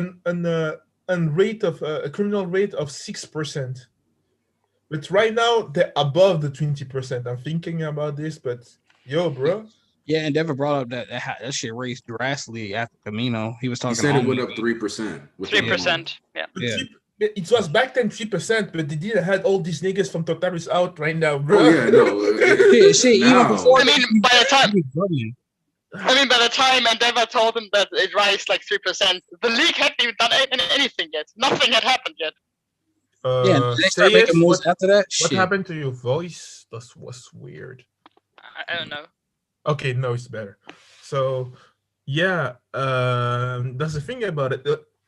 Well, because I try to put myself being there. Your country is going to the ground. Niggas fighting outside. Buildings are getting destroyed. First Minister, what is the plan? That's the question I'm thinking to myself. Man, what is the plan? His answer will be retirement for me. Oh man, that's the thing. What is the plan, Prime Minister? People are trying to put it on Endeavor, stuff like this, but facts, where is the Prime Minister, man? It could turn out that we have a bunch of loose provinces now, and just like a parliamentary and prime ministers have been dissolved, but I don't think it's going to be that way. No. One of the other things that I kind of really liked is that we actually got confirmation that people aren't completely brainlets about this and completely focused on the Todoroki family, since One for All is the thing that's being discussed. And then they said something else about that is something. How did they get to the information of I think they know that there's a villain called All for One, and then during the fight Endeavor mentioned that, which is odd because as far as I knew the cameras were too far away to pick up details, but apparently they picked up Endeavor. Not only this. The thing about it is that they had their own communication. The media didn't have that the information from, because Deku was talking to the heroes. The hero had that communication. So no, but they didn't pick up on Deku's. They didn't pick up on Deku's communication. They just picked up that when Shigaraki mentioned One for All, because he was looking for One for All, Endeavor was asking him what One for All was. I think that part where Endeavor asked Shigaraki, that I think they picked up on the cameras. But when? So the thing is that he was like One for All, and then I think Endeavor straight up said it in the comms One for All, which in turn led to Gran Torino hearing it in the comms, which is why Gran Torino immediately was like, boom, where my niggas at? Where my little nigglets? That's the thing. Save them. That's the thing about it. That's the thing about how did the media having that? Did we have a leak? Yep. I mean, I have to admit, I find it a little bit unbelievable that they picked up on One for All for One now, but they didn't pick up on anything during the All Might versus All for One fight. the radio transmission backlog, but that's not something that the media should have in between their hands. You know what I mean? Well, no, I would say ultimately, like when they started hearing One for All, like somebody they could have been like, Shigaraki wants One for All, and then like multiple people would be like talking about this and like various heroes that would have heard that being said. Like Manuel or Rocklock might have been like, yeah, and one of the things that he said he was after was One for All. Like it was discussed multiple times. Ryukyu would have heard. Some of the heroes who quit, like somebody mentioned, might have leaked that information. Like there's a lot of stuff that got let's pray for it. I bet there was just somebody like saying, "Oh, there's somebody a really big fan of the Three Musketeers." Yeah. And like the fact that All for One got confirmed as a villain is like because the records of his existence are clearly very fudged. Yes. And not. I mean, his battle with All Might is public knowledge at this point. Yes, now. But like, if you remember what Overhaul says, it's like people weren't even sure All for One actually existed. No, yeah. Poison Tree said something really interesting. The military government is probably protecting their borderlines, protecting against terrorists or just like nation that can attack Japan when quirks exist. War from other countries could happen at any time. What do you think about that, guys? Oh yeah, like that is a very possible explanation for why we don't see a lot of military involvement in the story. Are we talking? I wasn't here. I was reading JJK. There was somebody. I guess we talking about how they found out about the thing. Somebody mentioned the Japanese army being on permanent border watch because of how ridiculous it could be to have somebody with a like superpower just like pull up on you. Abroad, I mean, one of the things with superpowers, it would in some countries push down imperialism. Yep, that's a thing that not only this, some countries, as till right now, I just see in the States, or some European countries making elites. Like elite soldiers that can use their quirk like at the best. That's something that I can just make like Marines that use quirks. That is something that I can see. They have weapons quirks that they still use if they lose their weapons, stuff like this. I can see something like having this special type of troops, but in a quirk where 80% of people have quirks. When we think about it, it looks like logic. That's just logical that people will use that will try to use people to have like soldiers, like to build your super army. You know what I mean? Because even heroes, if heroes still exist, a country still need to protect their they have a good thing to say this. Like they still have to, need to protect their interests. You know what I mean? Like you said, imperialism, stuff like this. That is something that, it looks logical that it would that something like this would happen. Sorry. And Squid, you back? Yeah. So yeah. Everything is down bad right now. Japan does technically have an army, if I remember correctly. I mean, it does, but the way their army is organized post World War II practically allows for only domestic conflict. Yeah. Because, America came in and was like, first thing you got to do, no more expanding to other countries. Because that was a big thing with, like, the invasion of Indochina. Mm. Like, they was doing some demon time stuff out there. Literal, like, demon time shit, too. Like, it was wild. What you're talking about? If you ever get bored or you just want to like look into some stuff, look at the like massacre of Nanking, stuff like that. Oh, you're talking about China in the Invasion of Indochina. Stuff like that, yeah. Like they was on some demon timing. Like after that, like their behavior in World War II was just so monstrous. They straight up like you cannot have like soldiers like go to be deployed in places other than your native land. Like it was down bad. China still try to take the Tibet. They still send soldiers there. Yeah, well, modern China has a ton of economic hold, so their human rights violations can be ignored. Same thing with our country. Yeah. Yeah. It's like sending bombs to Syria. You know what I mean? They still do the same. It's actually like really a matter, especially with the US, that you just ignore them because you don't want to have trouble. Like for example, when Saudi Arabia makes a death penalty, that's horrible human rights violation. But if the US does it, it's like not so bad. No, it's money. Money rules the world. So that's the thing about it. It is something that's really interesting also in My Hero Academia. You can still see that the money rules the world. Money, everything's about money. Allez. Quote the wisest man of the 90s, Method Man from Wu-Tang, Cream. Cash rules everything around me. Dollar bill, y'all. Hey, Anaki and Chimpanzee. Yeah. Listen, I'm just telling y'all right now, man.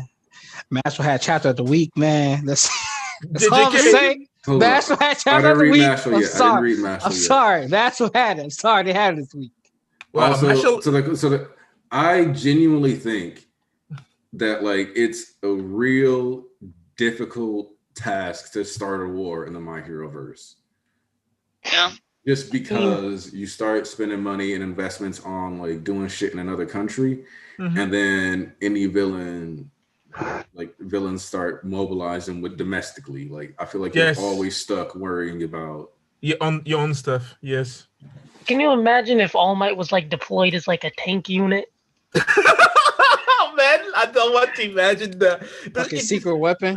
Man, definitely. Man, that would be like Dr. Manhattan in Watchmen, bro. That would be there's definitely some secret rich people societies in MHA. First off, Horikoshi has done enough Batman references where I have a hard time believing there's not at least a Court of Owls reference somewhere in the series. Oh man, if you get a Court of Owls in My Hero Academia, I'm gonna scream. But also like Momo's family's level of rich.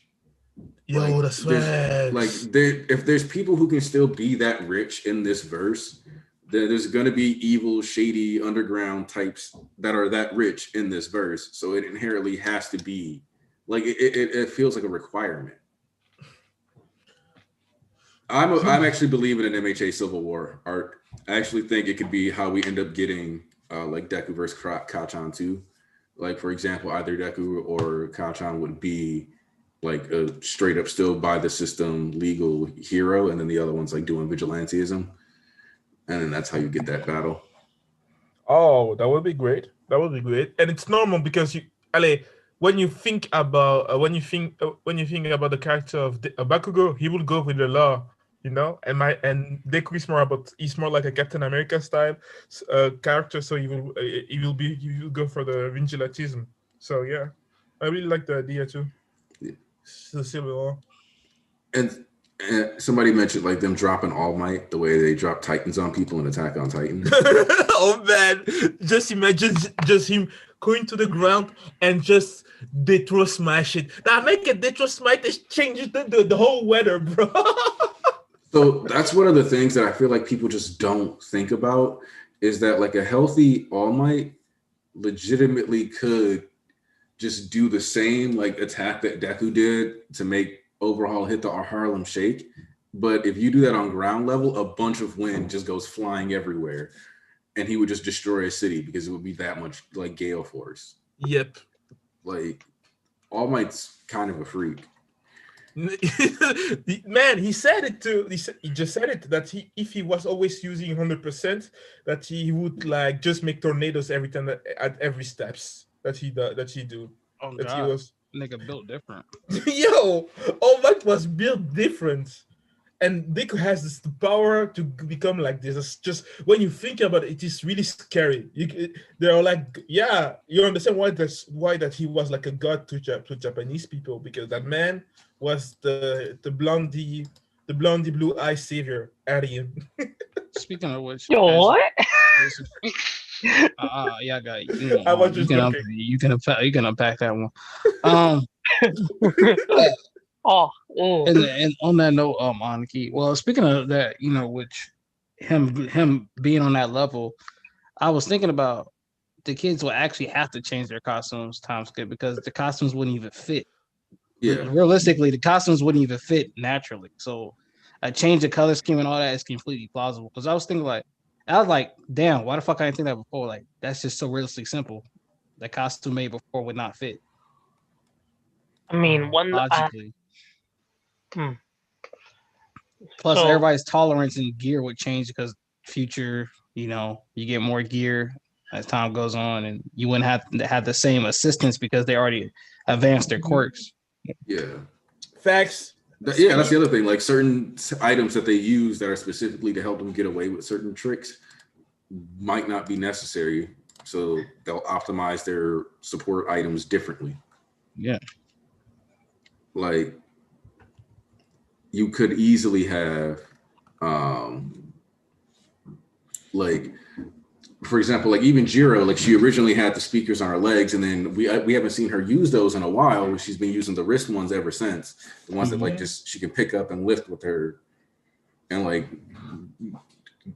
is that like the only thing she's gonna do? Because like if you think about it, she could have done like a full body speaker suit that like if she like plugged in could have like shot sound waves from multiple areas or something like that. That's what I'm waiting on her upgrade being, just like having different speakers and just staying plugged in and just choosing which ones to activate for attacks. Yeah, like specific, specialized, like just be plugged in, like literally, like she should just be wearing like an exosuit that like her ears just drop down to like her shoulders and plug in, and then she's just like boom, boom, boom. But if somebody cut her earlobes, it's done for her. Well, then she could just have like an armor or something on. You know what I'm saying? Yeah, because that's the other thing is that like if you think about like what happened with Dabi, like because she had to like lift her ear all the way up there, he just like got to like shoot fire at it. So she just had like the gauntlet that she could extend or whatever instead. Even if it like slightly limited her range, it would decrease the odds of her taking damage and give her the ability to have multiple high tier attacks across her body. Yeah, I'm gonna need Kaminari with that lightning sword, specifically because he said it himself. You know what I'm saying? So I need my boy with the lightning sword because he himself said that I would like a sword or some shit like that. Would be pretty cool. The fact that Aoyama got a sword before. I know, right? And then Kaminari, it even came back later on because Kaminari was like, "Oh, sword, so cool." I like see, like, yeah. I just want to see Kaminari is like I forgot his name. There's a DC character. No, he was like a DC character, Black Thunder. No, Black Lightning. Black Lightning. The fact that he's a battery, his quirk is just like he's more a battery that offers some more battery, so he can absorb electricity from some stuff and he can give it out. It's not like that he's not a generator of electricity. You know what I mean? Yeah. So yeah, if we can see him making like more like having like more like using moves like Black Lightning, that would be fun for me. That would be a good thing for me. Kaminari moving like using like he has already the glasses that he use. I need him to use some streams of electricity, like that he can really control the electricity with his mind. That would be fun. But yeah, I mean, post time skill, he'll definitely be doing that shit. So there was a recent earthquake in Japan. What? There was a recent earthquake in Japan, and all of Horikoshi's figures fell over forwards, and he had to use a whole tube of instant glue to put them back on their proper placement. Oh. I'm not sure, but I can't really take a story seriously. There was an earthquake in Japan, and all his figures fell over forward. So now you have to it's like so undramatic. Do you know how important those figures are to my goal?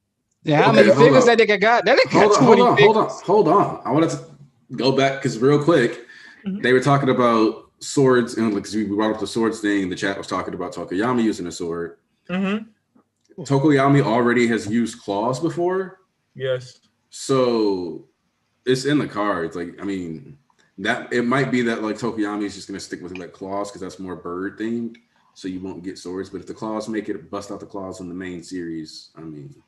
I just want Tokoyami to have more like that he really can shape his shadow to have some forms, you know, like having a sword or stuff like this. That is the next step for him, Ale. For me as a Ale, that's just more headcanon. There's the next step that he could have, that he can shape, yeah, more like that he can shape his dark shadow to and it will be like more like, and it will fit also his edgy side, you know, like the dark Excalibur, stuff like this is gonna be fun to see, you know.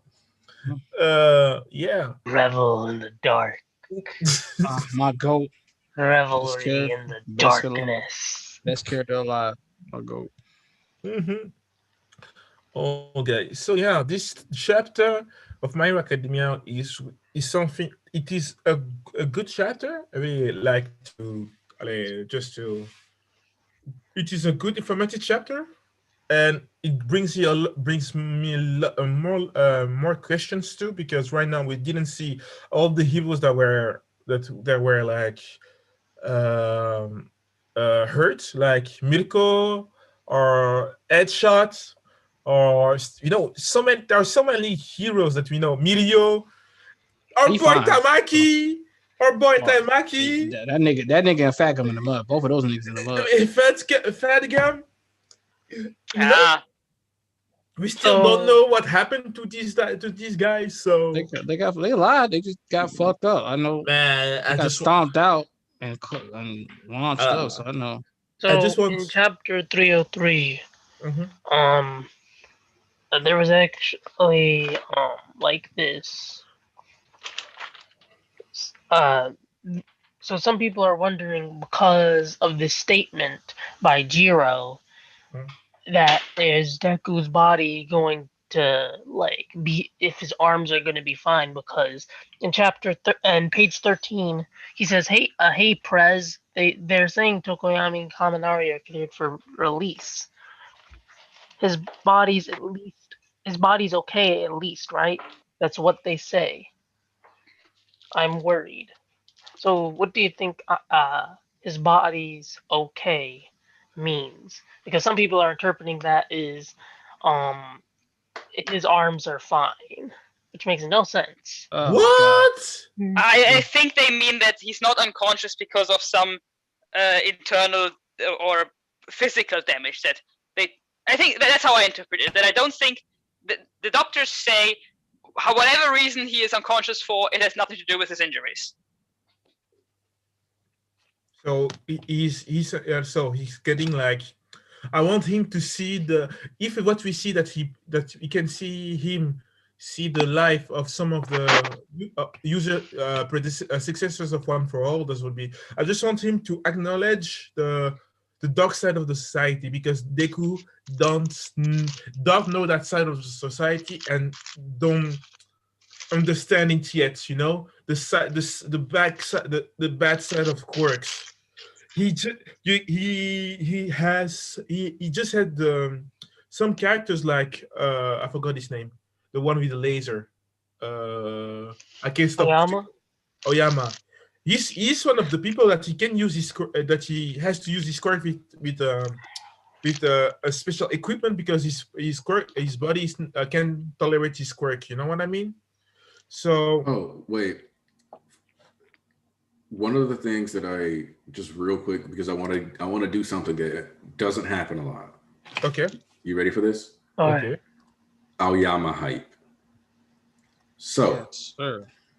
One of the things that I think is specifically interesting about Aoyama is that because of the nature of his outfit, he can shoot lasers from places that aren't his belly button. Yes. Yep.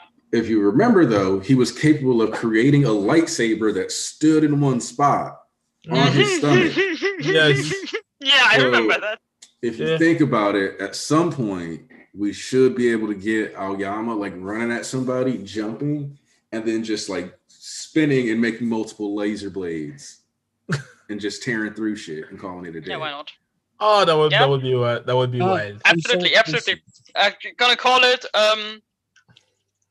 You'd probably call it the Dazzling Dance or something like that. Yeah. Dazzling Star or some shit. No, he's gonna scream his name. I can't stop twinkling. As you say stuff like this, man. That's my baby boy right there. I call it a amazing porcupine. Amazing porcupine. Or sparkling porcupine. How about that? That would be a nice move. Power move. I-Type long comments about Spider-Man coming through again. Did Hori say that he'd like to show the kids as adults with darker themes? I would love to see how that would look. I think that, like, I definitely think we're going to get to see them be older, and I think that even if we don't get to see them be adults, then that definitely is just going to be like the end of UA. Like, well, then screw UA. They're going to be forced to do stuff now, like as teenagers, and it'll still have made sense because they would have gotten their like first year of school at least, and their graduation ceremony is a war. Listen, honestly, especially after Horikoshi said, especially the way things are set up now, and Endeavor and about to go preface back, and Shigaraki's not going to take a whole fucking 6 months to heal. Like, it's going to take sooner than that. He going to get back up, and he going to rise. He going to take over. Like, there's no way, especially after Horikoshi saying, like, if I choose to even right to stick in the third year, because I'm trying to y'all talk about the second year, because you're really not for to say Shigaraki and everything going on in Japan. Like, Shinso going to the second year is greater than everything the story just said. Like, it's fucking hell out there. You mean to tell me like UA is just going to be fine and dandy while it's literally a fucking hellscape out inside of Japan, and can't nobody stop that shit? You really got you really delusional. You think I'm gonna? But what next chapter? You think that you will see Deku's experience one for all, or that we will see more about the what's happening in Japan? Hell no, we got to go on the off one for all. Like Horikoshi don't do the cutaway like that. He set this up right here, right now. It's not going to be like, meanwhile in the streets of Japan, like nah. Man, he fake out us when All for One met Shigaraki's body. We thought that we could have seen a conversation, but we never had it. So we can still have the same stuff here. You know what I mean? That he. Yeah, you got that. I can't subscribe to that notion. So, yeah. I would be happy if he show more of the world right now, that we know the state for the students and what's happening to school, stuff like this, like more like 3 or 5 chapters. Then we go back to Deku and we go for the Deku's dream, I would call it. And at the moment that he woke up. I don't know how many, maybe years later. You know what I mean? That he woke up like years later, and so the time skip will be him coming back. What do you think about that? No, there's too much stuff to happen with all the characters at play. Okay. To skip that much time and come and run back now. Yeah, I think at this point there's so much going on that Horikoshi can't just skip that. There's so much you want to know. You want to know about these people finding out. But all of them finding out about All for One for All. You want to have the press conference going to happen, whatever the government's going to do, whatever the other hero is going to do, whatever is happening at UA. We need to see all of it. We can't just skip it. Yeah, like Horikoshi has no reason to skip that. Like, yeah, that doesn't work. There's too much stuff to do and handle. Like, also, there's more to the narrative than just Deku. Like, way more. I'm thinking about it, and one of the other options I think we might end up getting is Deku might pull an Eren where he's going to wake up with resolve, but he's not going to be sharing what he's seen. Yeah. I'm down. I need Deku on his Yuta type beat. You feel me? I'm going forward. like that level of precise control. Yeah, like, I need him like on his like Yuta type beat, like serious, like because as you seen like last chapter and this chapter, and like how Yuta was in the prequel, and then how he risen up as to what he is now. I would like that when he wakes up, that he just hear like noises like from a danger sense, like torturing him, like ding, ding, ding, ding, ding. And he start to scream, he starts to scream just to, like that he has like a brutal awakening. That would be great for me. If he's as he's wake up, he just like that he has a traumatic wake up, or I don't know how to say it in English, but yeah. Well, you know what? Well, speaking of that ain't gonna be crippled anyway. So I want to talk about somebody rather important that he got some things to do when they wake up and they're gonna be on the move. Need Shigaraki back on top because I still cringe when I think about like the face Shigaraki's making when Deku was beating him. And I'm like, nah, man, yeah, it's just so crazy. I'm like, now my goat. You know what I'm saying? Shigaraki was down bad at that point. I'm like, nah, I need Shigaraki to come back and murk all these niggas, like all these heroes up in here, bro. No, I got it. He needs more hero deaths on his bag too. Like I the need my Death Decay was Shigaraki cool. back. The Death Decay was cool, but like Ian pointed out, he really don't got that many hero bodies. I feel you, Aniki. I'm about to say something about that too. Yeah. I mean, when it comes to like Gran Torino, do you think that something important will be revealed if he dies? When he dies, yes. Like I said, there's a reason to keeping him alive. I mean, so what we might be having is because one of the options here too is that if Gran Torino did lie to All Might the entire time, and he was the grandfather of Shigaraki or whatever, which the level of bum that would make Gran Torino is kind of insane.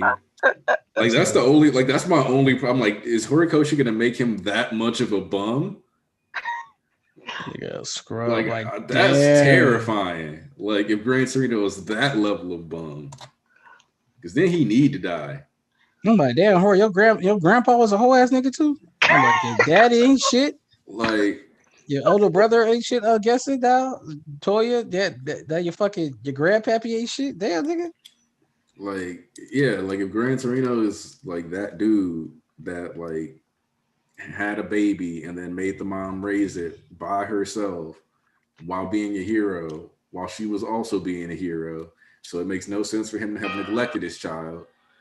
Then I bet we in a weird spot. That is some pretty bum level material, but it's like Torino's always kind of struck me as he's never really reminded me of like a wise like Obi-Wan type mentor because of just how rough he is. He's just too jaded for that type of role. Poison Tree, they're not that far off. Anana and Torino are not that far off in age. Because Anana was already like in her 30s by the time she was training fucking All Might. And that was like, and that was back when he was like 18. And fucking All Might now, like in his fucking 50s. That was like 40 years ago. Like, I think his hair is just white. I think you're letting like white hair get to you. Because you look at the flashback, I'm pretty sure they were relatively close in age. Maybe a 10-year gap, but when you like older, what does that really matter? Like I mean, I think we're gonna full-grown adults. I think two things hold are on. Poison Tree, real quick. Were you saying you prefer Gran Torino not as the grandfather, or you just happen to? Because I just want to clear that up real quick. Because the structure of this is a little weird. Because if you prefer him to be the grandfather, then that ignores the age difference. But if you don't prefer him, then that means it makes sense because you're factoring in the age difference. Mm-hmm. But wow, Gran Torino's last words will be talking about those muscly sugar walls. Wow. You know what I'm saying? Hey. KB, yo, that's wild. Yeah. But yo, KB. I'm leaning more towards Uncle still. Gran Torino being like a family, like close member, but not like grandfather. That That makes him just a considerably less bummy if he's just like an uncle that was like, I'm not trying to raise a kid, so yeah. I mean, either he's like a brother / uncle, or he's like the actual like grandfather. I mean, either way, he's gonna look like an L. So I mean, for me, it was always weird how he's like, "Did we make the what's up, Casey?" I was like, for me, it was always weird. It's like, did we make the right decision? I'm like, all right, now a friend, you know what I'm saying, doesn't have that much influence because how much what you do with a child. So unless y'all got some like Japanese type of thing I'm missing or something like that, it just doesn't like make sense in English. Like it was, did we make the right choice? It's like, nah, that was her choice. You can give advice, but he's definitely not trying to be taking blame. So you want Gran Torino have knocked up Nana but not married her? Damn, guys, you're savages more than me. I mean, the only time we're told about Nana's husband in the main manga is when Torino himself says her husband had died the year before she abandoned Kotaro, and in the manga he's literally like looking away, but he's always looking like he's hiding something. So, like, I don't know, like when he mentioned her husband, like the framing of the panel is just like, it's like he's hiding something about him. Like either they were related or maybe it's him. Maybe he's like the brother of the father. That's what you think. Oh, then he was in them cheeks too when he shouldn't have been. Yeah, you're right. I mean, like, my brother is out. I'm gonna take his wife. You know what I mean? I mean, KB basically, KB basically, we just talking about like what's their actual relationship and like what's more the point, because he's still alive, but we know Torino's dying, but he's still alive to have a last conversation and probably reveal something like that. So Anki was talking about how that nigga bum and then that he made. What do you mean black dad, man? What do you mean the black dad of the situation? Sorry, chocolate. American stereotypes. Don't worry about it. It's just pain. Yeah, the flashback was kind of weird. Like I said, bro, it's like, what do you mean? Did we make the right decision? Like, shit is weird. Like, you can influence the decision, but that is not yours to make. Yeah, still, like, unless I'm missing out something cultural. I think it's more something cultural. That's what I think. The fact that he was there when she was choosing, he took it also as taking him also this for himself on himself. You know what I mean? Mm-hmm. And Torino's not that much older. I think it's because y'all keep seeing him as an old man now. But if you look back at the little flashback of them together, they were young. I'm pretty sure they were like, it's not that much of a difference in age. Yeah, I don't think it's that much older. Nana is clearly already adult. She was already going into retirement as she already gave her quirk away, which means that she probably already has a lengthy hero career. And she already had culture. No. All Might was only a teenager then, so that would have been, I don't know how old All Might is, but would have been 30 years ago. So if he probably 40. Yeah, 40 years ago. Yeah, at least 30 years. At least that is like at least 30 years, depending on how old he was. If he was like 16, then maybe 13, and he would have been 40 probably more likely, but at least. So if you add like Nana Shimura and you add 30, 40 years on top, then she would probably easily be 60, 70, and that fits. Yeah. If All Might is like around the 60s, under 60, of maximum 60 years old, you can think that Gran Torino is about the 70s, stuff like this, you know? Yeah. All right. So I want to start to wrap up. Squid, final thoughts. This is a great transition chapter. I expect the flashback to contain more just more progression of like events, but with the transition chapter, it's all about what you're going to introduce for the future. And I find the stuff being introduced with the media knowing about what is OFA and just the foreign heroes getting involved. Like this is very interesting for a transition chapter. It's very good. Wouldn't say it's as good as like 300, but that's like one of the best in the series. So it's like a It's like an 8 out of 10 for me. Great chapter. Say yes. I mean, I love the chapter. The saddest part about the chapter is that the Endeavor stuff, the Todoroki stuff, is over. That's the saddest part about the chapter. But overall, I love the chapter. I think one part I really like is just how Hawks talks to Shoto. I really like that scene. And I mean, illegal denim. That's That really funny. big So, trend in Japan. I would say, Made I top would say 30. 8 out of 10 is fitting. Illegal denim made top 30 in Japan. Such a random trend. I mean, imagine you don't know MHA and then you see that trend and like, huh? What the heck? Russia banned denim for a while. Mm-hmm. Okay, this was a great chapter.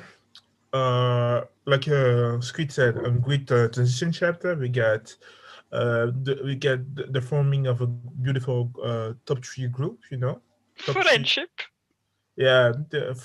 Oh damn, that girl. Friendship is life. Beautiful friendship. Yeah. So we got this. We get also the fact that we get the situation that was explained. So at the end of the war, they brought 16,000 niggas in jails, and in the same day they lost 10,000 niggas. It's just hilarious for me, and they still got Nomu's work out there, all for one, and you got the whole squad too. So yeah, the situation is dangerous. Japan needs a hero. Not needs a hero. They need heroes in general. They need Jesus. They need Jesus is Shigaraki there. Shigaraki is the second coming of Jesus. I don't think that they need him right now. Or maybe he can. Yeah. So, but yeah, next to this, they need their first. They need their first minister, their prime minister. They need him to show them there is a way to bring the Sudanese and English and the Britain heroes in the in Japan. So yeah, I think the big guy's gonna be Russian. Yo, if he's Russian, he's gonna be a villain anyway. Vodka. So yeah, great chapter. East. All right. Yeah, I know what it is. Undefeated of the East. I'm here to praise my goal as per usual.